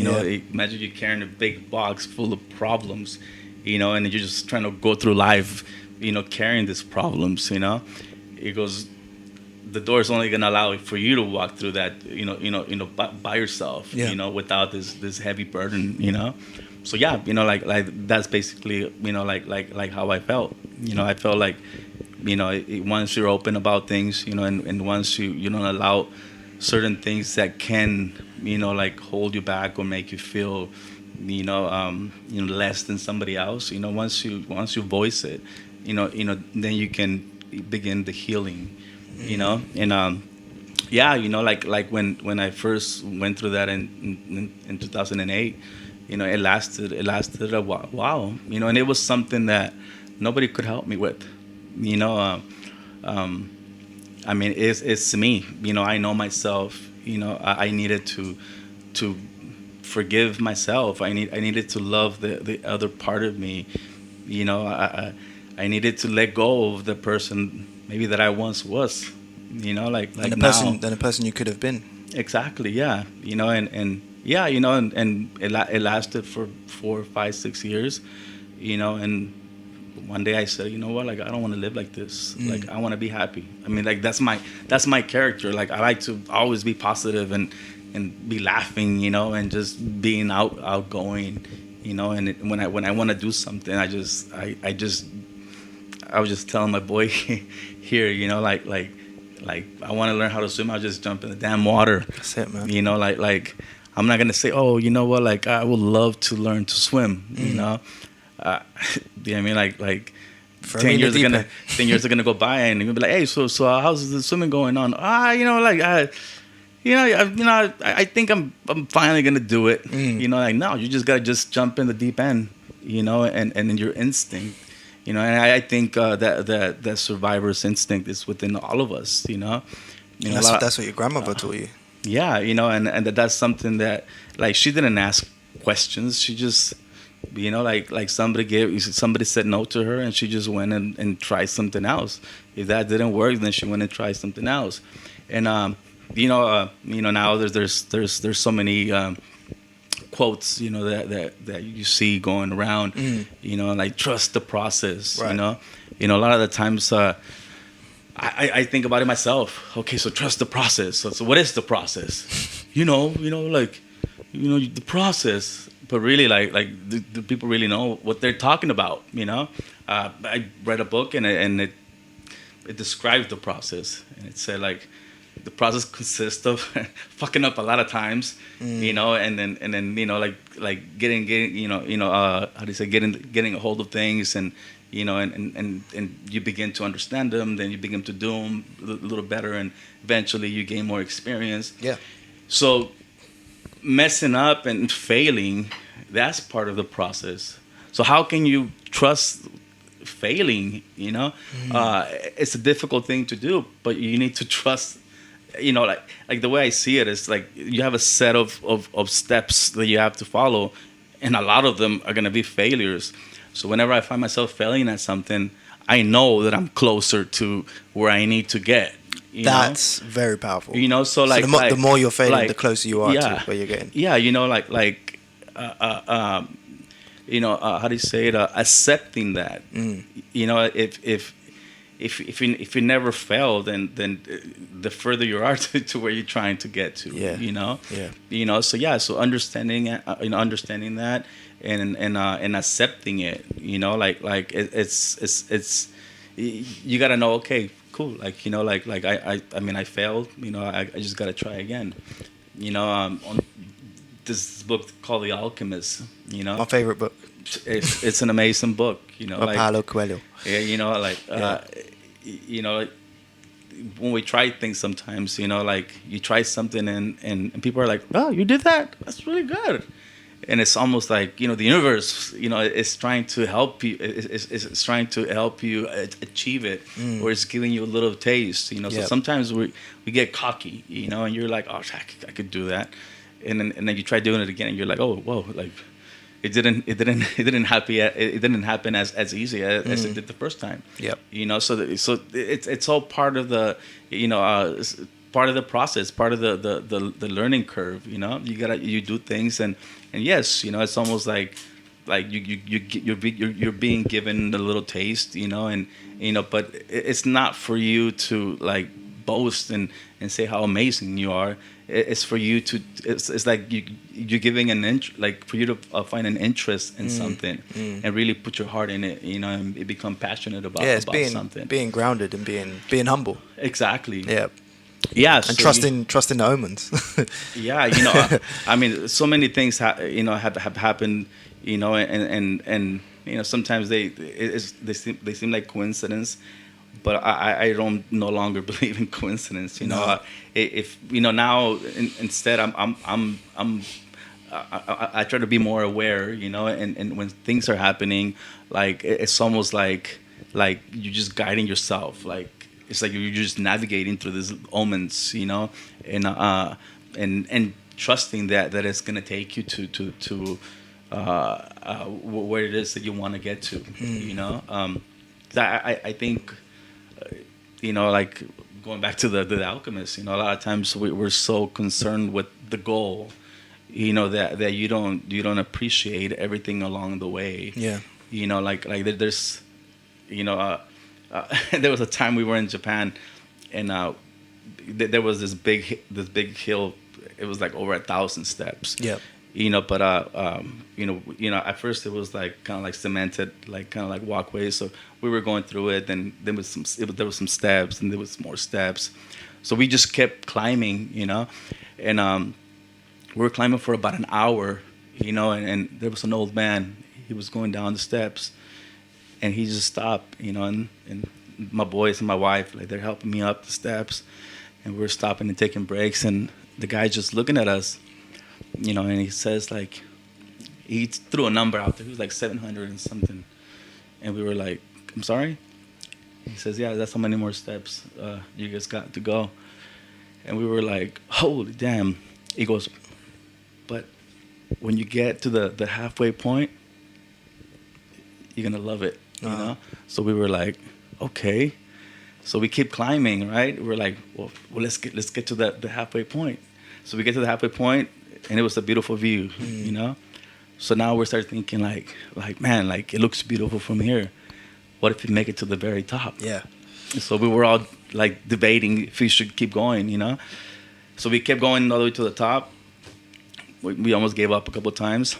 Then finally we get to the very top, and there was nothing. It was just surrounded by trees and shrubs, and we were like, why didn't fucking the old man tell us that, But you see, like what a life lesson that is. Yeah, we got to the top, and like, we were proud of ourselves, the fact that like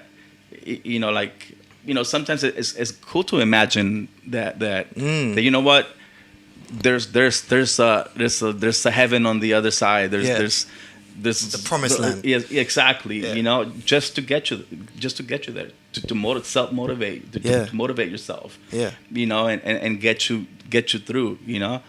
But you should not always depend on that to be there. And Notice what's there on the way up. You might go through life, and you might run over people or let people down, or like burn bridges, just to get to the other side, and then you get there and you realize that there's nothing, and now like it's like you can't go back, and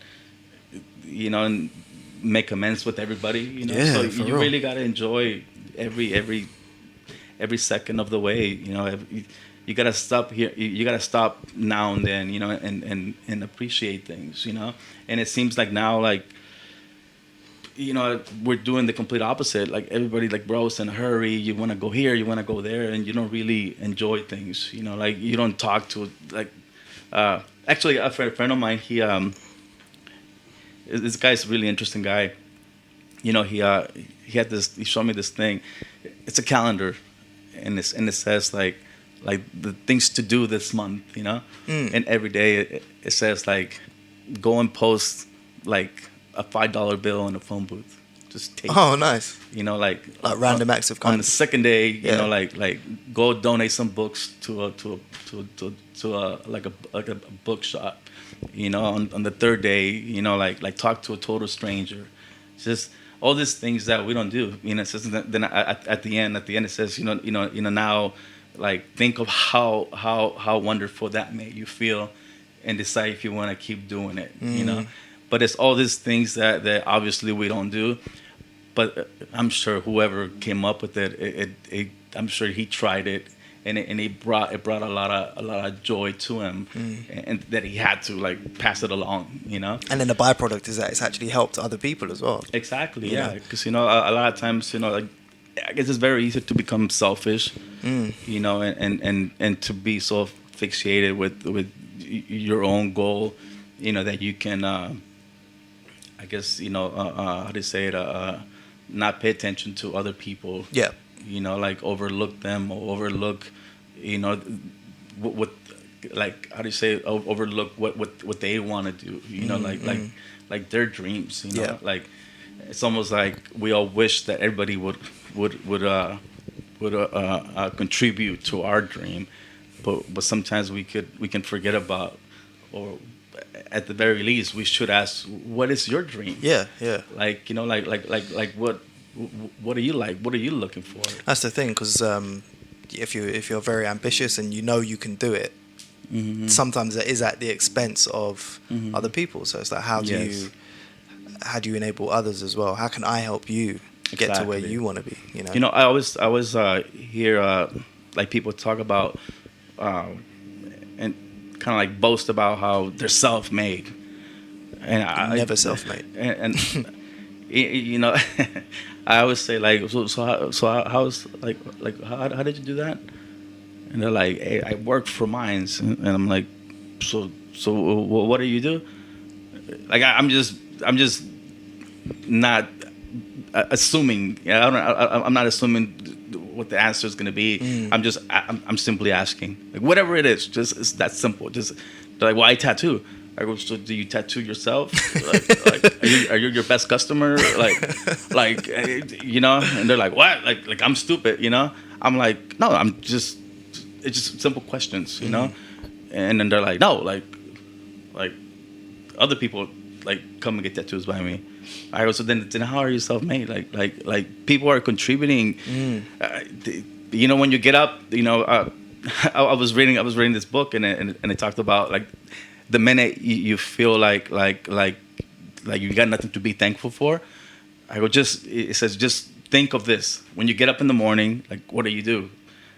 And like a guy says this response like, well, what do you mean? Like, it's kind of like two people are going back and forth, and it says, yes, when you get up in the morning, what do you do?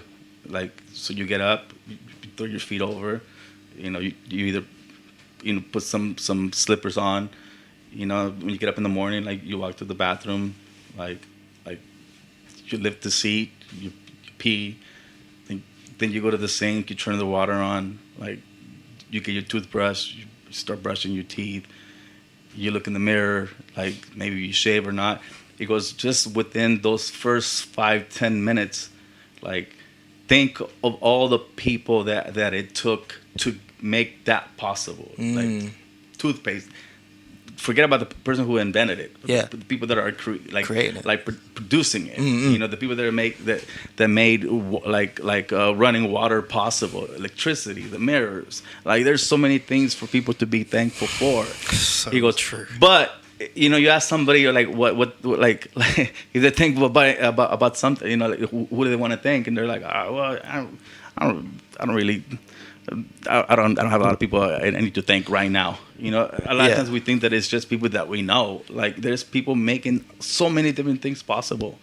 That just by thinking about that, just the first 10 minutes that you get up in the morning, like that could really like change your whole mind state. And so by the time you get out of you open, you close your door and you go on onto the street. Now you look at things different. Now you're like, wow, like, because I mean, like things are advancing very rapidly and things are changing so rapidly that a lot of the times we treat life like the way we treat a post on Instagram. Yeah. You just like look at it and that's it. If anything, you just double click it, and you like it and you just throw it away. That's how we're like looking at life. Onto the next one. Yeah. So I mean, it's definitely something. If you can take a minute and be thankful. Yeah. And how do you say that? And not only to life, or to other people, but even to ourselves. A lot of times we neglect ourselves. Like we always talk about, we get upset because somebody's doing something to us, but most of the time the person that does the greatest harm is ourselves. So like loving yourself, and that's when it becomes a little weird, at least for me. Like I mean there's many ways, that people many things that people do to like to do that, to get in touch with themselves, like meditate and stuff like that, and it's something that I'm still yet to do, but I really think a lot of people, they try these things, and there's a higher number of people doing it, and it's for a reason, it's exactly. It's certain things that maybe we're not accustomed to, but they do help, and they do make you how do you say, like become one with yourself, and just keep you, and now it gives you a perspective, and it sounds like you've got people have different meditation practices and things like that, but it sounds like you have a gratitude practice. Yeah, I think a lot. My mind is constantly spinning, so sometimes I need to. I always think of the accountant. The movie The Accountant with Ben Affleck. Ben Affleck. Yeah. When he needs to play that really loud music, like it's almost like he's blocking something. Like I go in the sauna and. Excuse me. I put my headphones on, and I just close my eyes and I just. What do you listen to? I listen to all different types of music. A lot of music from from my cultural background. Yep. Like just different genres. But also growing up in LA. I grew up with a lot of soul. Yeah. I love like I'm a how do you say it? Like a romantic, I love the idea of love, like it just, I don't know, it makes me like a dreamer, I just like dream of this like perfect setting, and the perfect woman, even though it's not always that, but like that's completely different, like I think love in itself is pure, it's beautiful, like just because somebody goes and fucks it up. Like you should not think different of love anymore, like that's a very good point. So a lot of times just me having this concept of love and hearing this like love song, you know, like this soulful, like this old classic oldies, you know, like Motown oldies, you know, like, it just I love that, you know, it just puts me in a really good state of mind, you know, like, it keeps me like just really chill, you know, I love connected. that, you know, this guys at the shop that come sometimes and they're like damn bro, like you're in love or something. Like, you know, like it's because that's the vibe that you bring. Like that's a bad thing, or like, right. like why are you doing this, or like damn, like somebody hurt you, like you know, a lot of the songs they're always about break, like heartbreak, you know. Right. But I just I don't know, I love that concept, you know. And you know, it doesn't mean that like my wife, you know, I love my wife, you know, but when I listen to a song like yeah, you know, it just makes it makes it even stronger, you know, like it makes me feel like you remember things, you know, like I think it's almost like you live this fantasy, you know. Yeah. And like I always say, you know, like if you go on your whole life lying to yourself that you're fucking happy, that you have everything, that you know, like the world is beautiful, and that's the way you die. Is that a bad thing? Like yeah, you know, yeah. like you know, if you fool if you're in the illusion, you fool of it. yourself that you're fucking happy, and so you die a happy man. Like you see what I'm saying? Right. Like I'm not gonna, you know, go through life and just because certain things that I would rather happen, I would rather have happen a different way, don't happen. I'm not gonna be upset and bitter, right. Yeah. you know, like so basically like you being happy, it does not has to do with what's happening around you. That's just a state of mind. Like you want to be happy, be happy. Something happens that doesn't, you know, that you know, it causes you pain. Like well that's completely different. You know, like you deal with that. It's the way you react to those things that completely matters, you know? Completely. And you are an absolute testament to that. Yeah, your whole life's been a testament to that. I have to deal with that every day. You know, I need to wake up every day, you know, in the morning and get up, you know, however I feel, you know, like whether I'm sick, you know, if my back is hurting, you know, if something didn't happen, you know, according to how I wanted it to be, like I gotta get up and I need to love myself. I need to be happy, you know, and then having that attitude, then it makes it a lot easier to deal with whatever it is that's going on. You know, if I get up and I'm angry, you know, and I'm throwing things around and I'm cursing at everybody, I still got to deal with the same problem. So it's just gonna make it more difficult. Maybe if I'm in a really happy mood and I'm trying to fix something, somebody will come by. They'll be like, "Hey, you need some help with that?" You know, and like, "Oh, yes, please." You know, like if, and they can help you. You know, but if you're like imagine you're like you're trying to like fix your car, or you're trying to like put something together, and you're just like throwing things around and you're like cursing at everybody and like, what the fuck are you looking at? Like people are gonna stay away. They're gonna stay away from you. They're gonna be like, I ain't messing with this guy, you know. So like that really makes a big difference, you know. Your character, you know, like you know, like the way that not only what you do, but how you like in what mind state you have, you know, or what sort of like energy or aura you have around you, you know, when you're doing it, you know. So I think you know, they have a thing here at the Box Park.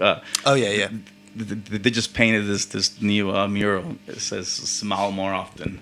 You know, like you know, like I'm always smiling. You know, like I'm always smiling, and I don't know. I feel like it's a lot easier to go through life if you're smiling. I'm telling you. And even if you're not in the mood to smile, so I've got a gratitude practice I do in the morning. So similar to like what you were saying, and I run through the things that I'm grateful for. And even when I'm in a mood, like physically and mentally, where I'm not feeling that way, I'm not feeling happy or grateful or anything, I do the movements like physically. Like I'll walk around the park and people think I'm crazy because I'm like doing the movement of smiling, because that then sends the message to my brain.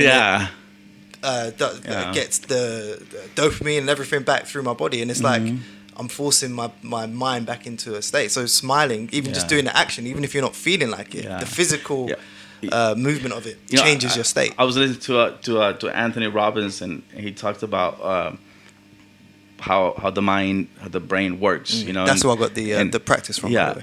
So there's literally like you cannot like laugh and smile and feel sad at the same time. No, it's impossible. Yeah. So if you are feeling, you know, I mean, there are tears of joy. You know, like where you're just like so thankful, and like it's something that you just have this feeling that like it just but it's different from crying. You know.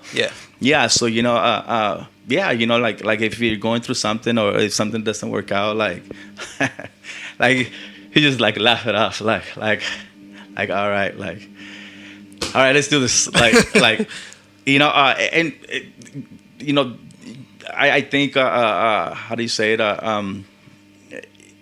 You know, you give yourself another chance. You know, like you ignore the failure that could otherwise make you feel like less of yourself. You know, or it can make you want to quit whatever it is that you're doing. You know, so yeah, so just like just laughing things off, and if somebody says something that's you know it's not called for. So somebody makes fun of you or whatever, like even me, like when I you know, sometimes, you know, I don't know what it is. I don't know if it's because you're tired or something, whatever's happening, you know, in your brain or whatever. Like it makes me stutter. So like I'll stutter, and then like before, you know, like just to like what I was saying earlier, before, like I used to be so embarrassed to speak because I thought I would stutter, and people would make fun of me. Now I'm like, I laugh at myself, you know, like if I stutter, like I'll be like, hold on, I'm so sorry. Like I was saying, right.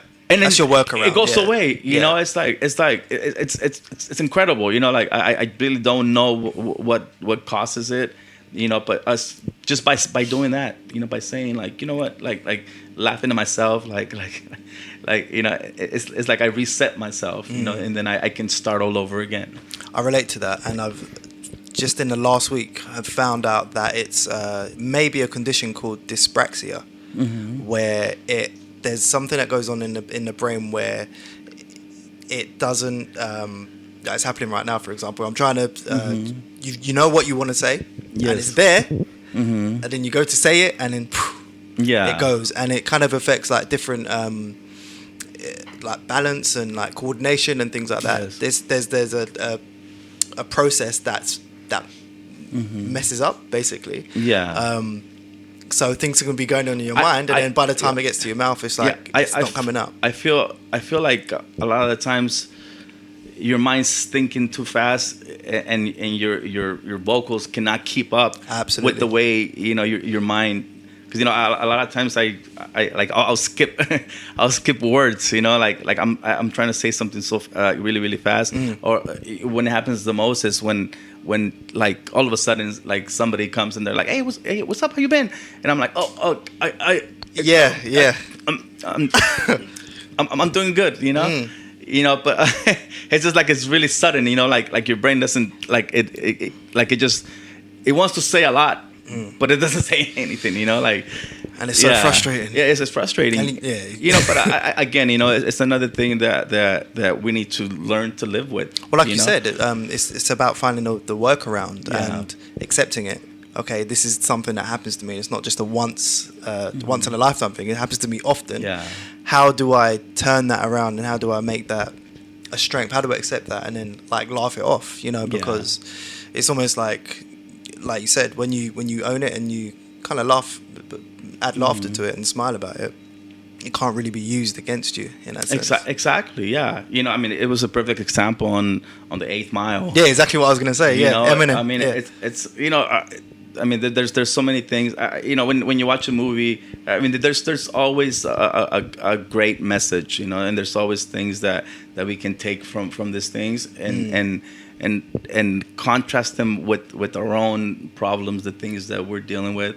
I always tell people like they're like, man, like so what did you like, how did where did you hear this, like who taught you this? And I'm like, fucking Finding Nemo, like Toy Story. Like there's some crazy the morals of a lot of these like animated movies, bro. Like it's beautiful, like It's interesting that you said Finding Nemo as well. Finding Nemo and Finding Dory, because I only saw Finding Dory recently, and it's really touching because in a way I can relate in terms of like when you have a speech issue, it is to do with the brain and the memory, and that's what she struggles with. Exactly. And Finding Nemo is about physical struggle. Exactly. So it's so powerful, and you can get so many lessons from. And people say like, oh, don't be silly, like really, like, and I'm like, I'm not being silly, like, I mean, but it goes to show, that we can learn so much from what's around us, from anything, I mean, a baby could be crying, in front of you, and you can become irritated, like, and there you go, a little baby just taught you a lesson, like you can't even deal with that. Like you can even think, well, what's wrong with the baby?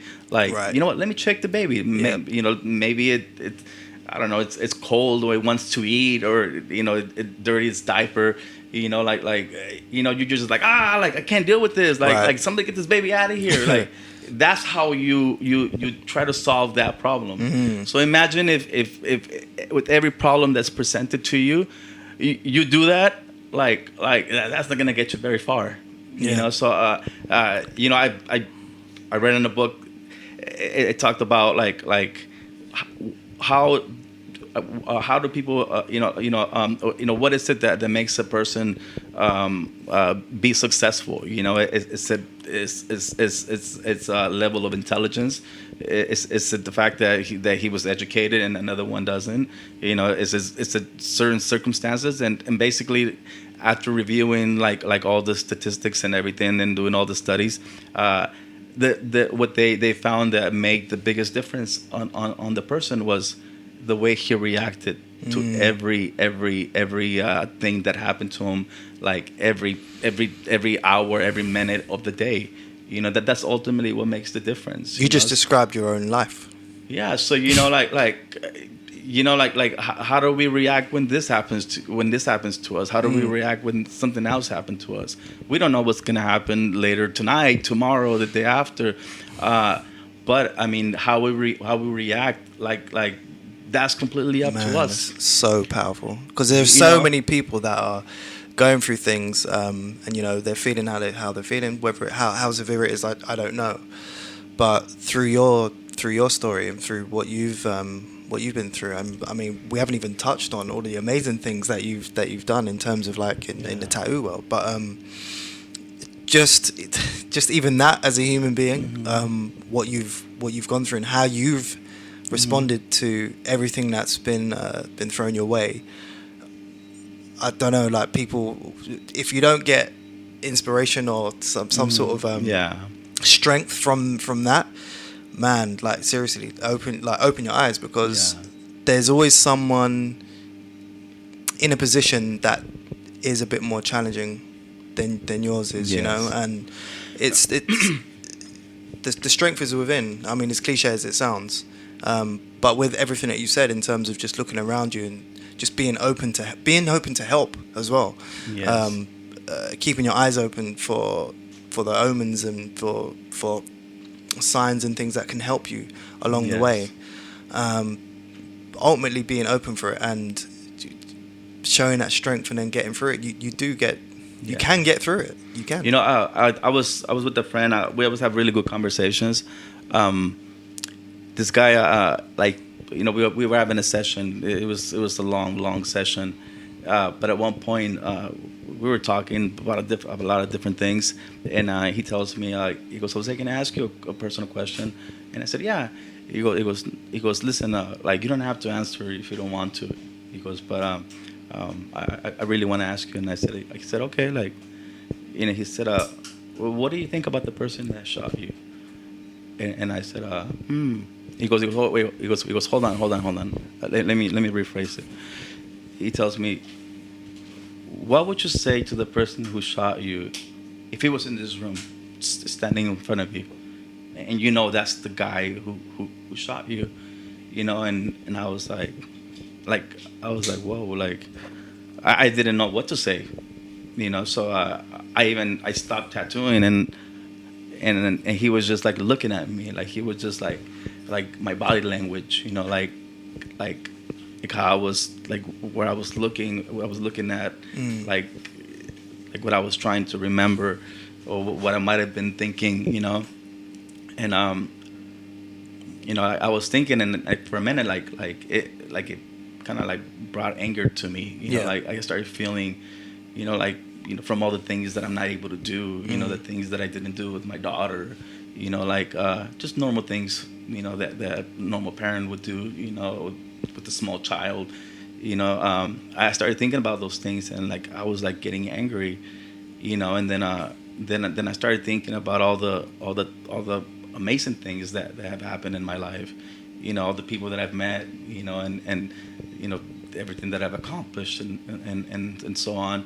And like it started to make me, like it started making that anger go away, and it just superseded, you know, it exceeded 1,000%, you know, like the bad that I was feeling, you know. So you know, I told him, you know what, I go, if the guy was here, like I will feel compelled to say thanks, you know. And this guy was like, whoa, like hold on, like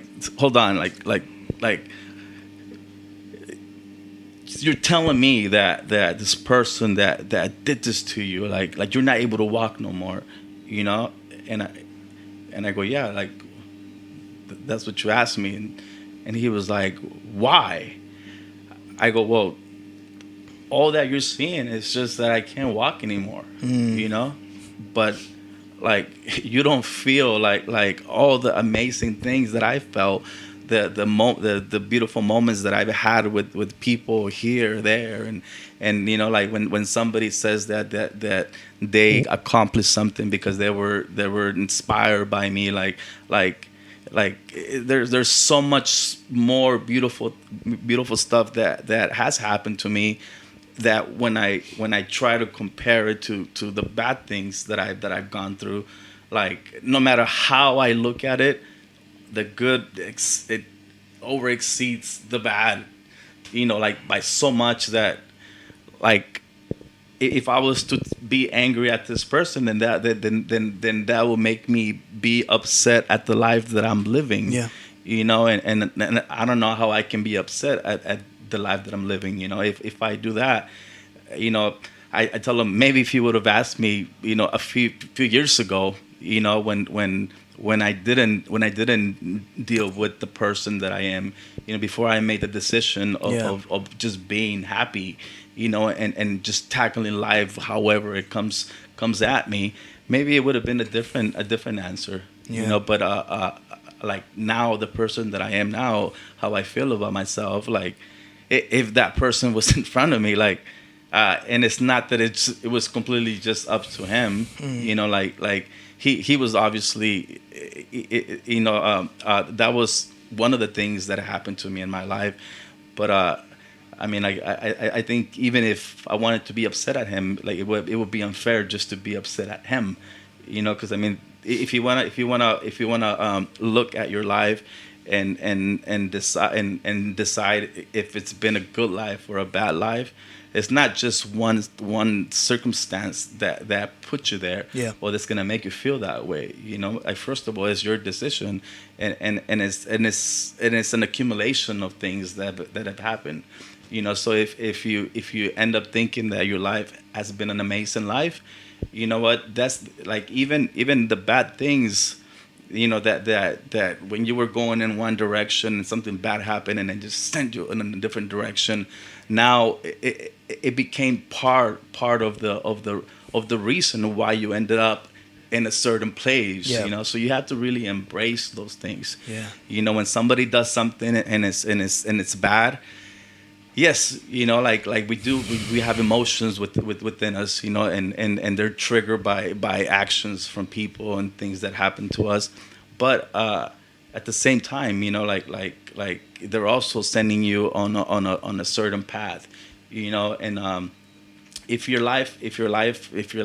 can think of your life and you're more inclined to think that you've had a good life, then it's also because of all those negative things that have happened in your life, like all those struggles, and like when I think back of even when I grew up in Mexico, without my parents, like I remember a lot of things that were mean that people would do, and because you were just this like dirty kid walking in the streets, they treated you a certain way, and I mean, instead of feeling like anger toward those people, like I don't know, like I feel great, I feel good about myself, and like it doesn't, when I make that decision of feeling good about myself, like the reason to hate somebody else, it instantly just disappears, I was in Hong Kong. I was in Hong Kong, the first time that I went there, and I met some really good friends. These guys. I mean, they're from a completely walk of life. From all aspects. And the guys they love what I did. We hit it off really, really good. We became really good friends, and these guys they're very privileged. So they found out that I like certain foods, so they brought me to this Michelin star restaurant. So we're sitting in this big private room, and everybody's like telling things about themselves, and they're like, "Oh, Jose, so what about you?" And I'm sorry, and I'm just looking around, and I'm like, "Oh, like." I go, you know what? Like you guys are talking about when you guys were kids and you guys were doing this and you were doing that. I go, when I was a kid, I was running around with boogers dried on my cheeks and, with like holes in my shoes, and just like, just wandering the streets, and they were like, oh, that's so funny. Like, no, really. And I go, I'm not lying, And they were like, "Oh, really?" Like, and I go, "Yeah." And they were like, "But you say it's not a problem." Yeah. And I go, "It's not, because that's part of me. That's how I grew up.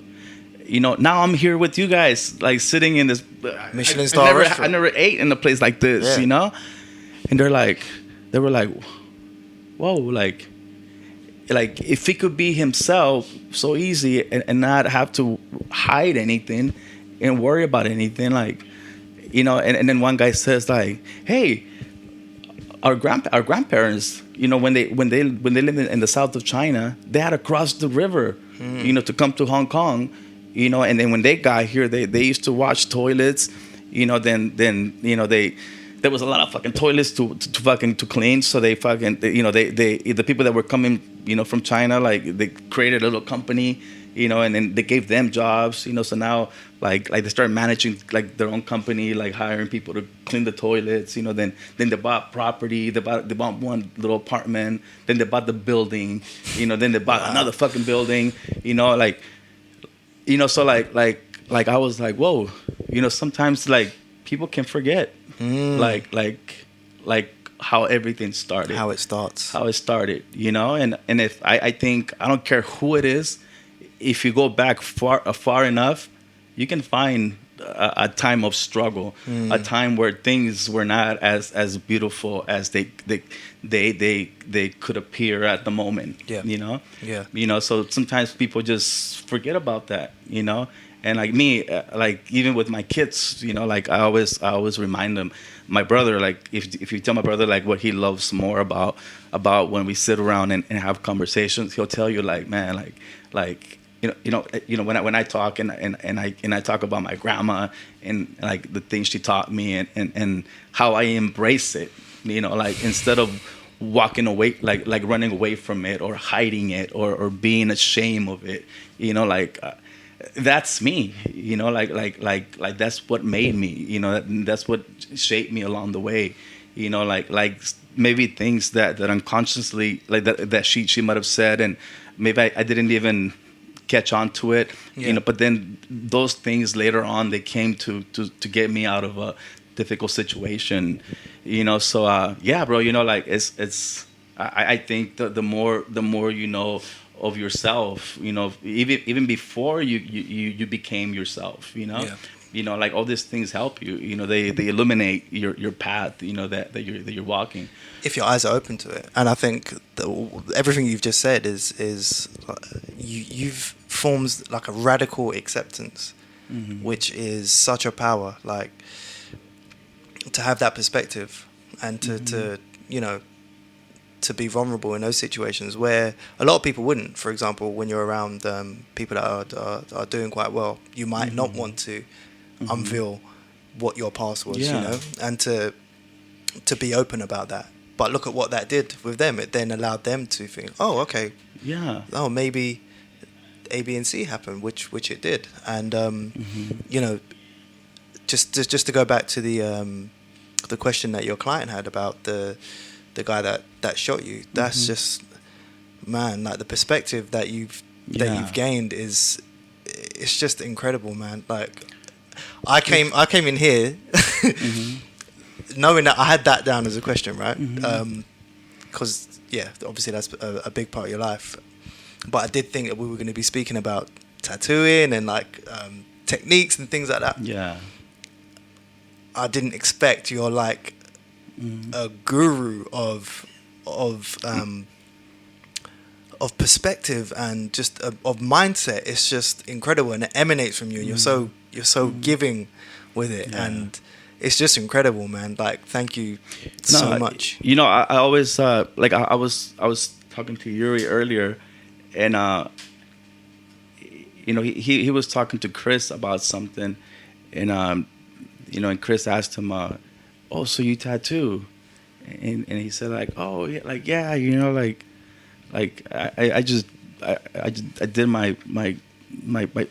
did one tattoo, on my leg. So I'm listening to it, and I go, Yuri, like, can I tell you like what you guys are talking about right now? And Yuri says like, yeah, and I go, yeah, Chris asked you, hey Yuri, like, do you know how to swim?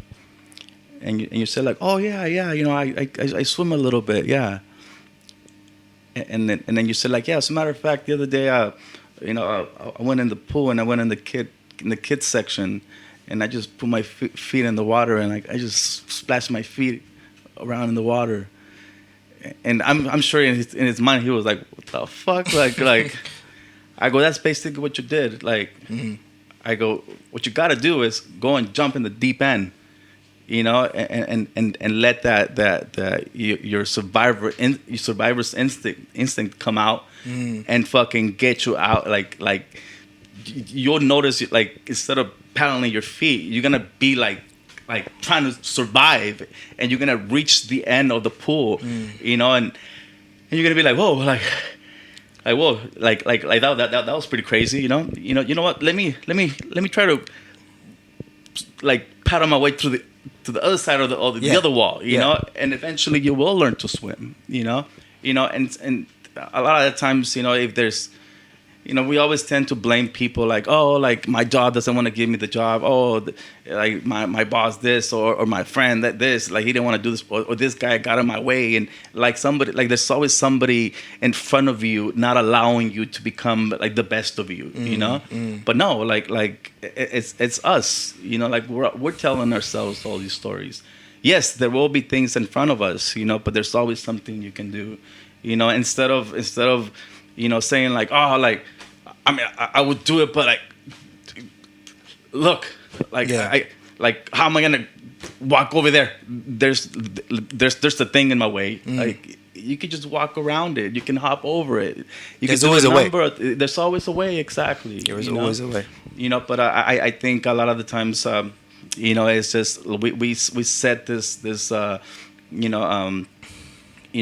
to say it, like boundaries, boundaries, in our own minds. We think that, like we think that, oh, yes, but it's not my time. Oh, like, yes, like, you know what, I am gonna try that. Like no, like, try it now. Like don't wait for tomorrow. Like if you really want to do something, like just do it.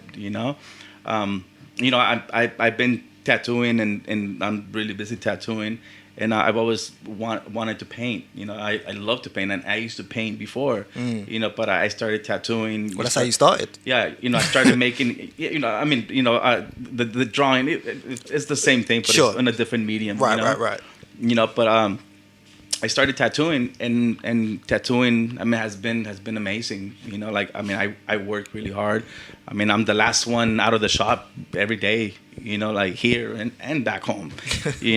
So like you can become comfortable. And me and Yuri, we talked about this. About being comfortable. And if you think about when you feel comfortable, it's because you're doing, like, you already know the outcome of what you're gonna do, so, and you do it, and you're confident about that. So a lot of times we say, like, oh, like, you're just not confident. Like, even being confident is not good. Like when you're confident about something, it just means that you're doing something that you already know what the end result's gonna be. That's why you're so confident about it. Like you're not in your you're not out of your comfort zone. You gotta you gotta try and be glad to and be courageous enough to try something that you suck at, like for the first time. Like try doing that. Try doing that in public.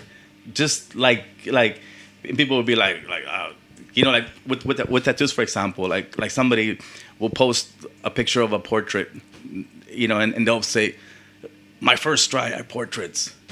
Is like, no, that was the first time you felt comfortable showing that you did a portrait, that you thought it was okay. Like, it's not true. It's not. It's my first post. Yeah. Yeah. So I think a lot of the times, we want to seem like we're good at something, but we don't want to we only show it only when we think like we got far enough. You know? Yeah. But it's not even about that. It's about like being vulnerable. And people don't want to feel that way. And it's a strength. People don't want to sound like they don't know. Like a given subject or an answer to this or that. My greatest thing that I'm afraid of is speaking in public. Like, this is the first time literally that I'm doing this. It's an honor, by the way. Yeah, I'm sorry. I said it's an honor. No, thank you so much. I this is something that I'm terrified about. Like, I wish I had the right vocabulary to explain myself, in a very eloquent way, where it just sounds inspiring. It is. Like, trust me. But if like, again, I go back to Yuri. Like, Yuri's an amazing kid. He says, like, yeah, I'm really gonna tattoo. I wanted.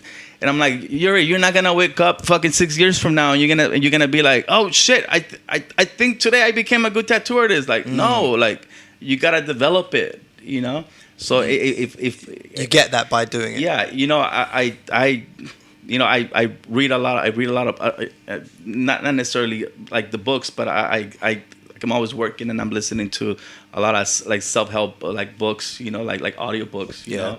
And I just feel like I feel very, very thankful and grateful for all these guys that are actually like they've gone through certain experiences, and then through those experiences they became successful, and they felt like they needed to give back and they needed to create this book, and talk about their experience, and everybody kind of puts things in their own terms, like they define like this way of communicating it, to people, and I've read different ones, and then some are more appealing than others. Of course, you find the message when you need it. Yeah. Exactly, yeah. So like I feel like man, like this, if I like what they're doing, like I want to do it myself. And you're doing it right now. But like for example, like Gary Vee, like this guy is like, he says every other word says fuck this, fuck that, But he has a lot of like really cool insight on so many different things. I mean, I think this guy is like, he's like addicted to just like just thinking about like concepts and he just conceptualizes things and he's like, all right, like gets in action this on is it. what this is, and this is how you do it, and this is how you go about it, and like like kind of breaking the whatever beliefs that are out there that you can't do this if you don't do that, right? Oh, you gotta do this way. If you do it that way, then you're wrong. Like no, there is no right or wrong way. The only way is to do it. You just gotta just do the damn thing. And yes, you're gonna do something and you're gonna run into problems, but that's just one of the steps of the process. Like when you get to that point, now you figure that out. And then you figure this out, and you figure that out. Before you know it, like you find yourself in a place where you never thought it was ever imaginable. Yeah. So I mean, it's that's how things are. You just got to do it. A lot of the times we contemplate what things, how much work something's gonna be, and then you start like you start becoming this fucking, what do you call it? This what do you call it? Like a storyteller, and you start creating this like narrative. Things that are gonna happen, and then like right, you kind of talk yourself out. You end up talking yourself out of doing the damn thing. Like rather than just doing it. Exactly. So, okay, so but what if that didn't happen? No, but it could. Like, okay, it could, but like, so what if this other thing happens? Why would that happen? Yeah. Like, it's like you're the one that's like you're creating your own movie, but you just, it's like, it's more of a fucking puzzle, like, that you're creating for yourself. Yeah, for sure. And then at the end, you're putting a big wall, like it's not even going to be worth going through that puzzle and getting through it, only to get to the end and there's no way out. Like, but you're the one that's doing that, Exactly. Nobody's doing that, and that's what we do sometimes, like, so sometimes it's just not good to think, it's just react to things, and just start doing it, if you're so contemplating doing something like, contemplating while you're while you're doing it, like ask yourself, why should I go running an hour fucking every morning, like 45 minutes into the run, like, think about that. Yeah. Like that's a good point. Yeah. So I'm saying like just do it. Just do it, like, to do it. To get into the habit of if you want to do something, like you try it. You give it a try. A lot of the times, like after we convince ourselves not to talk ourselves out of doing something, then somebody comes and they say like, "Oh, what are you doing?" Like, "Oh, that's dumb." Right. And then you're like, "Oh man, like, I knew it." See, like, I don't know why I'm doing this. Like these are things that are gonna happen. Like they're always gonna happen, and to not blame the person who puts you down is like, don't blame it on him. Like, don't hate that person. That's his job to be. He's the guy. He's the guy in the story. The guy who puts the guy down. That's right. Like that's all he is. He's not an evil person. He's just playing a part in a storyline. And like you said, it's how you respond. Yeah, so you don't hate him. Like you're like, oh, like the guy tells you something negative, like, oh, that's the guy in the story. That's the guy who's supposed to put me down. Yeah. But he's just saying his lines. That's the guy. Yeah, he's just saying his lines. Yeah, but then from here on, I need to keep on going, and I need to get to the guy. That's your cue. Exactly. So just the way you think about the importance you give things, and the way you look at things. It's really what makes all the difference. Completely, how you react to every single thing that is happening to you. Man. Yeah. So so it's a never-ending story until it ends. Absolutely. There's always a chance. Just do it, and it's all about how you react and respond to things. And your life has been a complete testament to that. It's like it's a fountain of knowledge here. I'm just gonna go back to what my expectation was. Yeah. Coming here, I did not expect it to be like. It feels like I'm with like a spiritual master. You're a master at your craft, but just as a human, you're just emanating so much knowledge and good vibes that people are gonna really feel. There's so much, and I think it would take like several sessions. Yeah. I mean, there's so many different experiences that we've been through, and like I mean, like like I tattoo, and I love storytelling. Like I'm always looking for inspirational stories, because I mean through stories, like we find hope, like we get motivated, and stories aren't always good things are happening, No. like difficult things happen, and they're overcome. Yeah.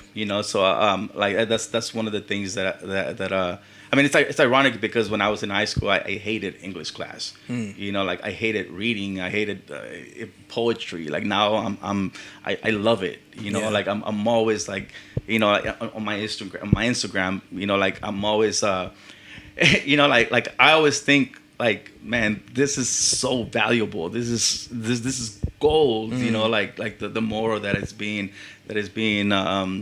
told.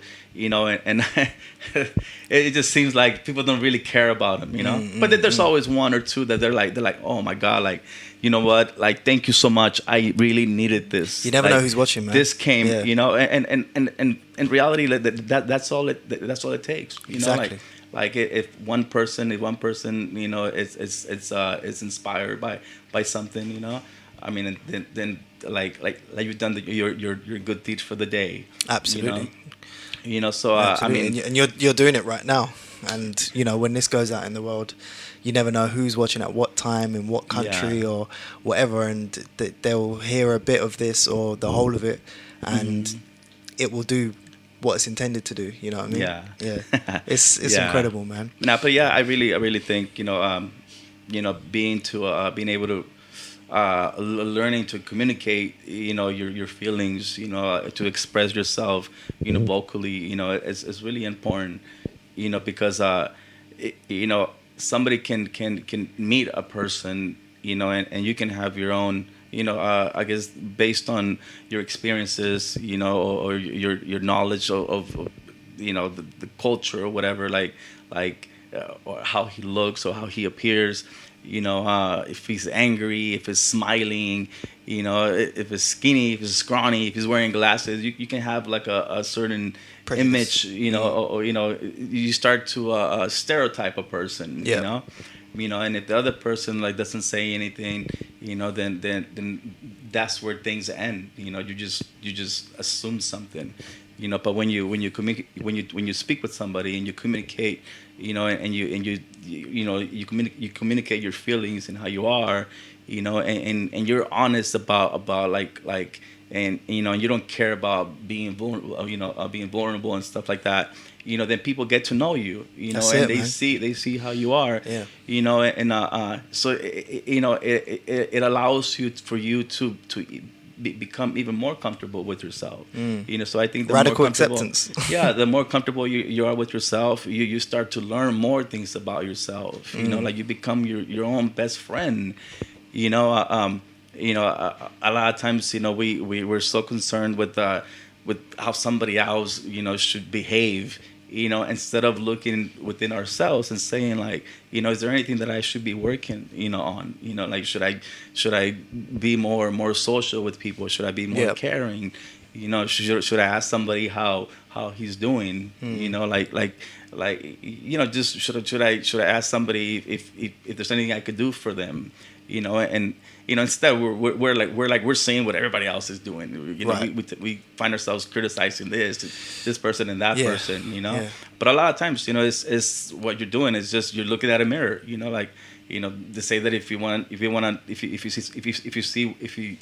if you say what's wrong with somebody else, bro, most likely it's the same thing that you're not doing yourself. It's very true. It's just like it's a lot easier to notice it on another person than it is on yourself. Absolutely. Know? So you kind of use that as a mirror, So whenever we criticize somebody, like a bell should just go, go off and say like you know what, like you should look at yourself, and try to work on that aspect, or whatever it was that we criticize, or we notice. Like, what I say about you, I'm saying about myself. Exactly. If people accepted that, then they'll realize the power of what they're actually saying. Yeah. I mean, I read different types of books, but there's some really, really beautiful books that talk about, when seeing another person, to try to envision yourself, like I am you, like you are me, like how do I feel about you? Like how should I embrace you? Like me knowing the things that I long for, the things that I want to accomplish. Like when you see that on somebody else, it's like, it's crazy, bro. Like what can come out of that? Like it can make you a different person. Of course, like a lot of the times, people are not as how do you say it, as social with themselves. I just stopped caring about people thinking if you're being silly, if you're being like, oh, like, come on, bro, like, are you serious? Like you're doing too much, like back home, like we grew up with the homies, in the streets. So these guys, there are some, and that like they won't sit there with you and talk about certain things. Yeah. But they'll be like, hey man, like respect, bro. Like we'll leave it at that, But the majority of them, they're always like, oh, come on, bro. Like, are you serious? Like, oh, look at him. He's gonna start. Like, it's like they know they can do it by themselves. Yeah, so yeah. They want to get somebody else's, like 2 cents, But like, I just don't care. Like if I feel something, I'm gonna say it. That's it. Like, hey, like I tell my friends, like, hey, I love you, bro. And they're like, hey, here he goes again, bro. Like, I go,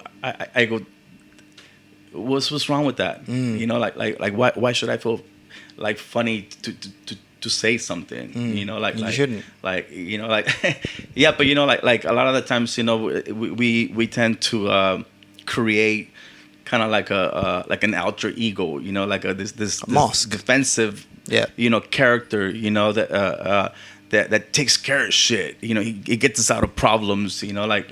Whenever we get into a jam or whatever. But I mean, ultimately, we are us. Like and I think that the more often that you can be yourself, without having to be anything else, and I mean, like the more free you become. Completely, and that relates to. And I'm gonna have to skip like all the other questions I have, but that relates to one of the last things I wanted to ask you, which is obviously you're one of the best tattooists in the world, and if you could tattoo a message on everyone in the world, but particularly men, because this is related to what we was just speaking about, what would that message be that you would tattoo on every man? A message. Or no, not even a message. Or it could be an image. It could be a message. Man.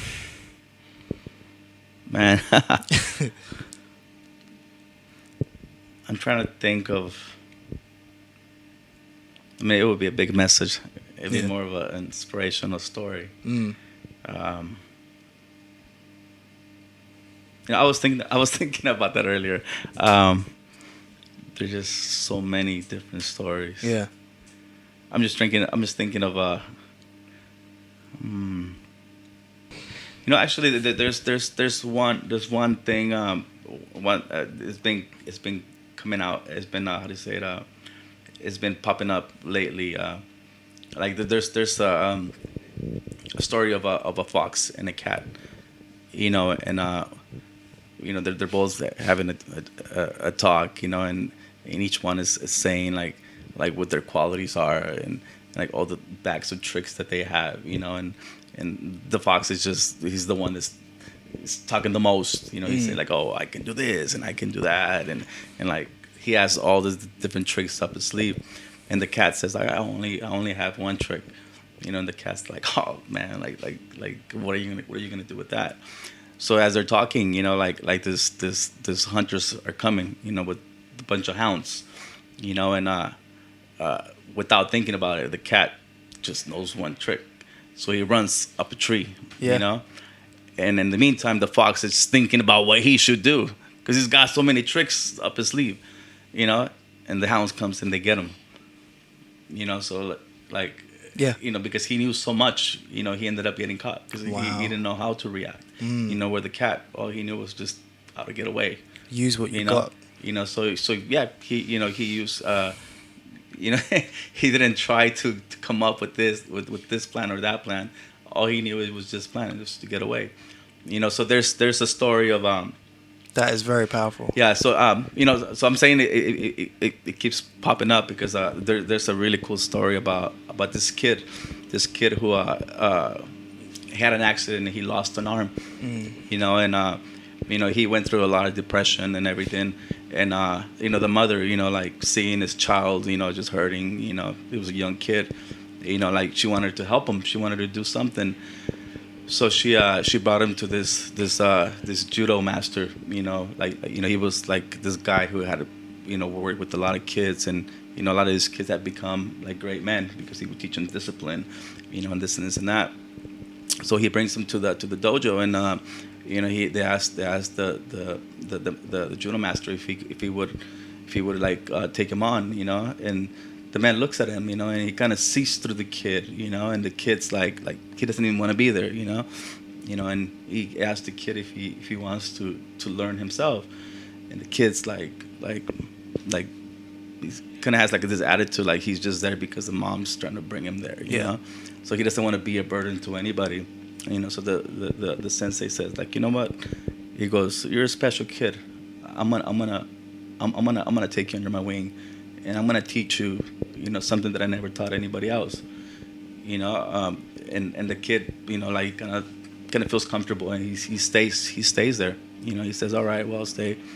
So as the weeks go by, the sensei comes and he's always teaching him this one move, and the kid like he tells him like, why are you just, I see you teaching everybody else all these different things, all the normal kids, but you only teach me just this one move. And the sensei goes, oh, it's okay, like don't worry, like I'm teaching you a special move, and the kids said, oh, okay, so a few more weeks go by, and he sees the sensei teaching this guy is like they're like going up in ranks, and learning all these different things, changing belt colors and shit, and the kid says like, hey man, like this is not right, you're teaching all these kids all these different moves, like they even got different color belts, like you just keep teaching me this one move. And the sensei says like, oh, don't worry, you'll be fine, so a tournament is coming up, so they they're getting all the kids ready to go to this tournament, and they asked the kid that was missing an arm if he would like to join the tournament. So the kid says like how am I gonna join this tournament? Like you haven't even taught me anything, right? And the sensei says like but I taught you the special move, And the kid's like, man, like he sees all the other kids, like stretching, doing like kind of like wrestling with one another and trying different moves on one another, like kind of prepping up, and he almost doesn't want to, but at the end he says, you know what, okay, I'll go, so everybody's having their matches, and a lot of the other kids, they end up, getting beaten, and when they bring out the kid that only has one arm, he goes in the in the ring. So they start they start the match, and just really quick the kid wins the battle, So everybody's like applauding, and the kid, like, he feels really, really good because he won the battle. So he advances to the next level, and he ends up winning that battle as well. So by then the kid starts saying like, wait a minute, what is going on here? Like, do people just feel sorry for me? Right. Are they just trying to make me feel good? Because he keeps looking at the sensei, and the sensei is just ignoring him, like he's just like he's seeing everything. So now they have the final match, and it's the guy's a lot bigger than the kid. So even the referee, when they go in the ring, the referee comes and he says like, wait, we need to take a little break here, like, I don't think this match should happen. This kid's a lot bigger than him. But he got to that point. Right. Through the whole tournament. So he earned his right to be there. But now even the referee is kind of questioning it. Like man, like, is this even right? Sure? Should this happen? Yeah. So the referee says, nah, you know what, this match cannot take place. So the kid, like he's like, oh, I knew it. Like they were just leading me on. So the sensei goes and talks to the kid. Tells him like, what's wrong? Like you can't take this guy. And the kid says, well, I got here. I don't know, but they're saying that I shouldn't. He goes. Then go on. Like just go on and do what I taught you. So the kid goes. And the match begins, and the big guy, he's kind of overpowers the kid, and he knocks him down at one point, and everybody's like, oh, like, come on, that's not fair, so the kid gets up, and then the guy comes back, so now he's really confident, he thinks that, I mean, it's an easy win. Yeah. So he kind of slips a little bit, and the kid gets him down, and he just throws him down, and he ends up winning the match. So on their way home, the kid's just thinking, he has this big medal around his neck, and like he's just thinking like he didn't earn, like this win, and the master talks to him, he tells him like, what's wrong with you? Like, aren't you happy that you won? And the kid says like, yeah, I feel like I was just a big spectacle, like, right. Like everybody just did it, just because of my disability. He goes, why would you think that? He goes, yeah, because like didn't explain how I won all these matches, He goes, well, listen. He goes, I taught you that move because like I said, it was a special move. He goes, you know why you won? He says, why? He goes, because when they try to come and take you down, he goes, I'm sorry, when you do that move on them, the only way that they can counterattack that move is by grabbing your left hand. Wow. He goes, so when they do that, like they just don't know what to do. They open up, and that's when you come in and you take him down. Holy crap. And you win the match. So like sometimes like we have a disability and we think that we're done. That everything's over. That there's nothing that we can do. But at the same time that you might gain a disability, you gain an ability. But I think figuring out what that ability is paramount to being successful. Absolutely. Absolutely. So like wow. finding the ability, within our many disabilities that some are evident, some are evident, some are hidden, within us, but knowing what the disabilities are, but more important, finding the abilities, Absolutely, that we can use to, navigate through life. I think it's something that we should all look within and try to figure out. Well, you're helping many people figure that out, and I think even more than we can imagine.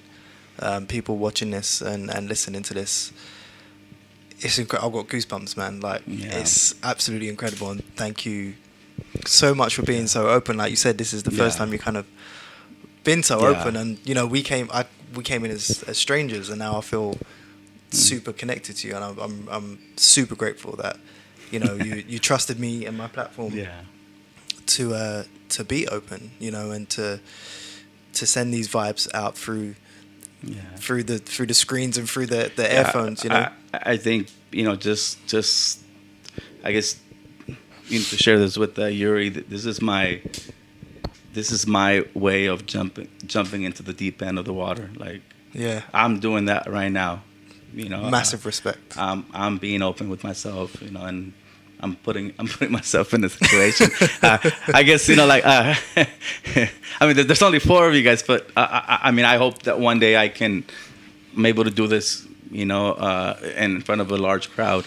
I think that would be something that would. I think the bigger the crowd, the more liberation I would get from, you know, from. Matt, listen, your story is so powerful, so keep diving into the deep end, because wow, just the levels that people are going to get to just by listening to this is so powerful, powerful. Thank you so much. No, thank you so much, man. Like I said, you're another valuable, you know, blessing that has happened in my life. You know, you don't even know, by you you know, creating this moment. I mean, it's helping me so much, you know, and allowing me to move on to another, you know, to another step of our development. It's a pleasure, man. Yeah, it's a pleasure. Thank you so much, man. Thank you so much. Seriously, thank you. So we were in the hospital when she passed away. So she died at 6 something.